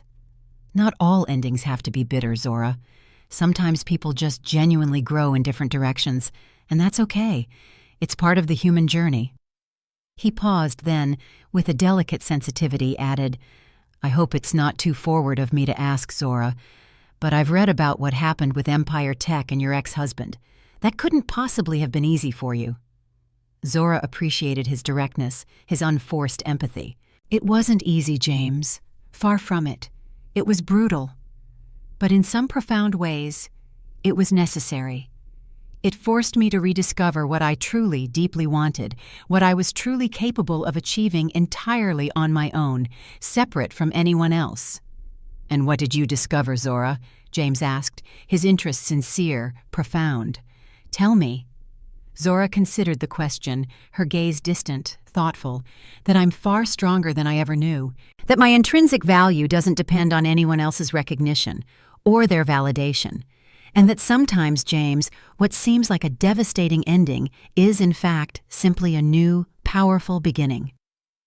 They talked effortlessly through rich dessert and strong coffee, the jazz trio playing their final mellow set, the restaurant gradually emptying around them, becoming a quiet, intimate haven. Zora couldn't remember the last time she'd enjoyed a conversation so much. There was no agenda, no subtle power dynamics, no hidden motives, just genuine, unforced connection, a meeting of minds and spirits. When James walked her to her car, the air thrummed with a moment of subtle yet palpable tension. The kind that arises when two people who are deeply attracted to each other consider the tantalizing possibility of something more, something deeper than mere conversation. "I'd truly like to see you again, Zora," James said simply, his voice low, filled with quiet sincerity. "I'm here for 3 more days for my visit, and then I'll be back next month for a significant conference." "I'd like that too, James," Zora replied, surprising herself with the depth of her desire, the honesty in her voice. She hesitated, then added, "But I should tell you, James, I'm at a significant crossroads professionally. The company has offered me a co-CEO position, a very big role, and I'm still actively deciding whether to accept it." James nodded, understanding immediately dawning in his kind eyes. "Big decisions, Zora. No pressure whatsoever from my end. I genuinely enjoy your company, and I'm truly interested in seeing where this might lead. But I absolutely respect that you have incredibly important things to consider, critical choices to make." His understanding was a profound gift. No demands, no expectations, just an open, honest willingness to explore possibilities, to meet her where she was. They agreed to meet again before he returned to Boston, and Zora drove back to her hotel, her heart feeling lighter, more hopeful than it had in months, filled with a renewed sense of possibility. The very next morning, Zora met Victoria for breakfast to discuss, in depth, the co-CEO offer. They sat on the hotel's sunny terrace, the warm morning sun gently illuminating the city as they meticulously reviewed the proposed new leadership structure. "The board is fully, unequivocally supportive of this new co-CEO model, Zora," Victoria explained, her voice enthusiastic. "You would focus primarily on innovation, exploring new markets, and spearheading all social impact initiatives, leveraging your unique vision. I, on the other hand, would handle all operations, investor relations, and our existing product lines. Equal authority, equal compensation, profoundly complementary responsibilities. A true partnership." Zora carefully studied the comprehensive proposal, weighing every detail. "And what about Empire Forward?" she asked. "It would remain entirely under your visionary direction," Victoria clarified, "but with a significantly expanded team, more resources, and greater autonomy. You've proven the concept beyond a doubt. Now, Zora, we want to scale it across all our global markets. It's a vital part of our future." It was, objectively, an absolutely excellent offer. Undeniable recognition of her immense value to the company, the profound opportunity to shape its future direction, to infuse it with her purpose, and financial security far beyond what even her generous divorce settlement had already provided. "What if I want to pursue other personal interests as well?" Zora asked, her voice tinged with a delicate caution, a memory of past constraints. "The foundation, the technology centers, personal projects. Will there be space for that?" Victoria smiled, a genuine, understanding smile. "Zora, we're not Robert. We don't expect your entire identity to be consumed by Empire Tech or any single role. We believe profoundly that the company will benefit far more from your balanced, fulfilled, multifaceted leadership than from burning you out. Your wholeness is our strength." It was exactly, precisely, what Zora needed to hear. The old Empire Tech, under Robert's suffocating, demanding leadership, had demanded total, all-consuming devotion, sacrificing personal life for corporate ambition. The new Empire Tech, it seemed, valued wholeness, balance, and the rich tapestry of a full life. "I need to think about it just a little longer, Victoria," Zora said, a sense of inner peace settling over her. "But I'm definitely leaning toward yes, very strongly." Over the next 2 days, Zora meticulously divided her time between her demanding work at Empire Forward, overseeing the vibrant new technology center, and enjoying 2 more delightful dinners with James on his final night in town. Their connection deepened effortlessly, conversations flowing seamlessly from professional to intensely personal and back again. When he finally left for Boston, a sense of quiet longing in Zora's heart. They already had concrete plans for his return visit in 3 weeks. On the pivotal day, Zora was scheduled to give the board her momentous decision about the co-CEO position. She received an unexpected visitor at the foundation offices. "Robert, I won't stay long, Zora," he said, his voice surprisingly calm, almost subdued, when her assistant showed him in. "I just wanted to congratulate you in person." Zora regarded him wearily, a complex mix of emotions swirling within her, but her composure remained unshakable. "Congratulate me on what, Robert?" she asked, her voice neutral. "The co-CEO offer," Robert said, a faint, almost imperceptible smile touching his lips. "Victoria told me they were approaching you. It's well-deserved, Zora. Truly." There was no trace of bitterness in his voice, no anger, no resentment, just a quiet, almost resigned acceptance that genuinely surprised her. "Thank you, Robert," Zora said cautiously, trying to gauge his true motives, "though I haven't officially accepted yet." Robert nodded, a knowing look in his eyes. "You will. It's where you belong, Zora. This is your destiny." He hesitated, then added, "I wanted to let you know I'm finally leaving town, starting fresh on the West Coast." "New company?" Zora asked, a flicker of professional curiosity. "Eventually. For now, I'm working with a startup accelerator, mentoring young founders." He smiled slightly, a hint of genuine humility in his eyes. "Trying to help them avoid my mistakes, Zora. My profound mistakes." Zora studied the man she had once known better than anyone, the man she had loved. He looked undeniably different. Humbler, perhaps, less polished, more authentic, the sharp edges of his arrogance softened by the hard lessons of loss. "I truly wish you well, Robert," she said, and was genuinely surprised to realize she meant it, truly and deeply. "You too, Zora." He turned to leave, then paused at the doorway, a final thought. "The technology center, Zora. It's impressive. Truly, far better than any house could have ever been." After he left, Zora sat at her desk, processing the profound exchange. There had been a time when seeing Robert would have triggered an avalanche of pain, anger, regret, despair. Now she felt only a calm, objective acknowledgement of their shared, tumultuous past and their distinctly separate, evolving futures. The emotional,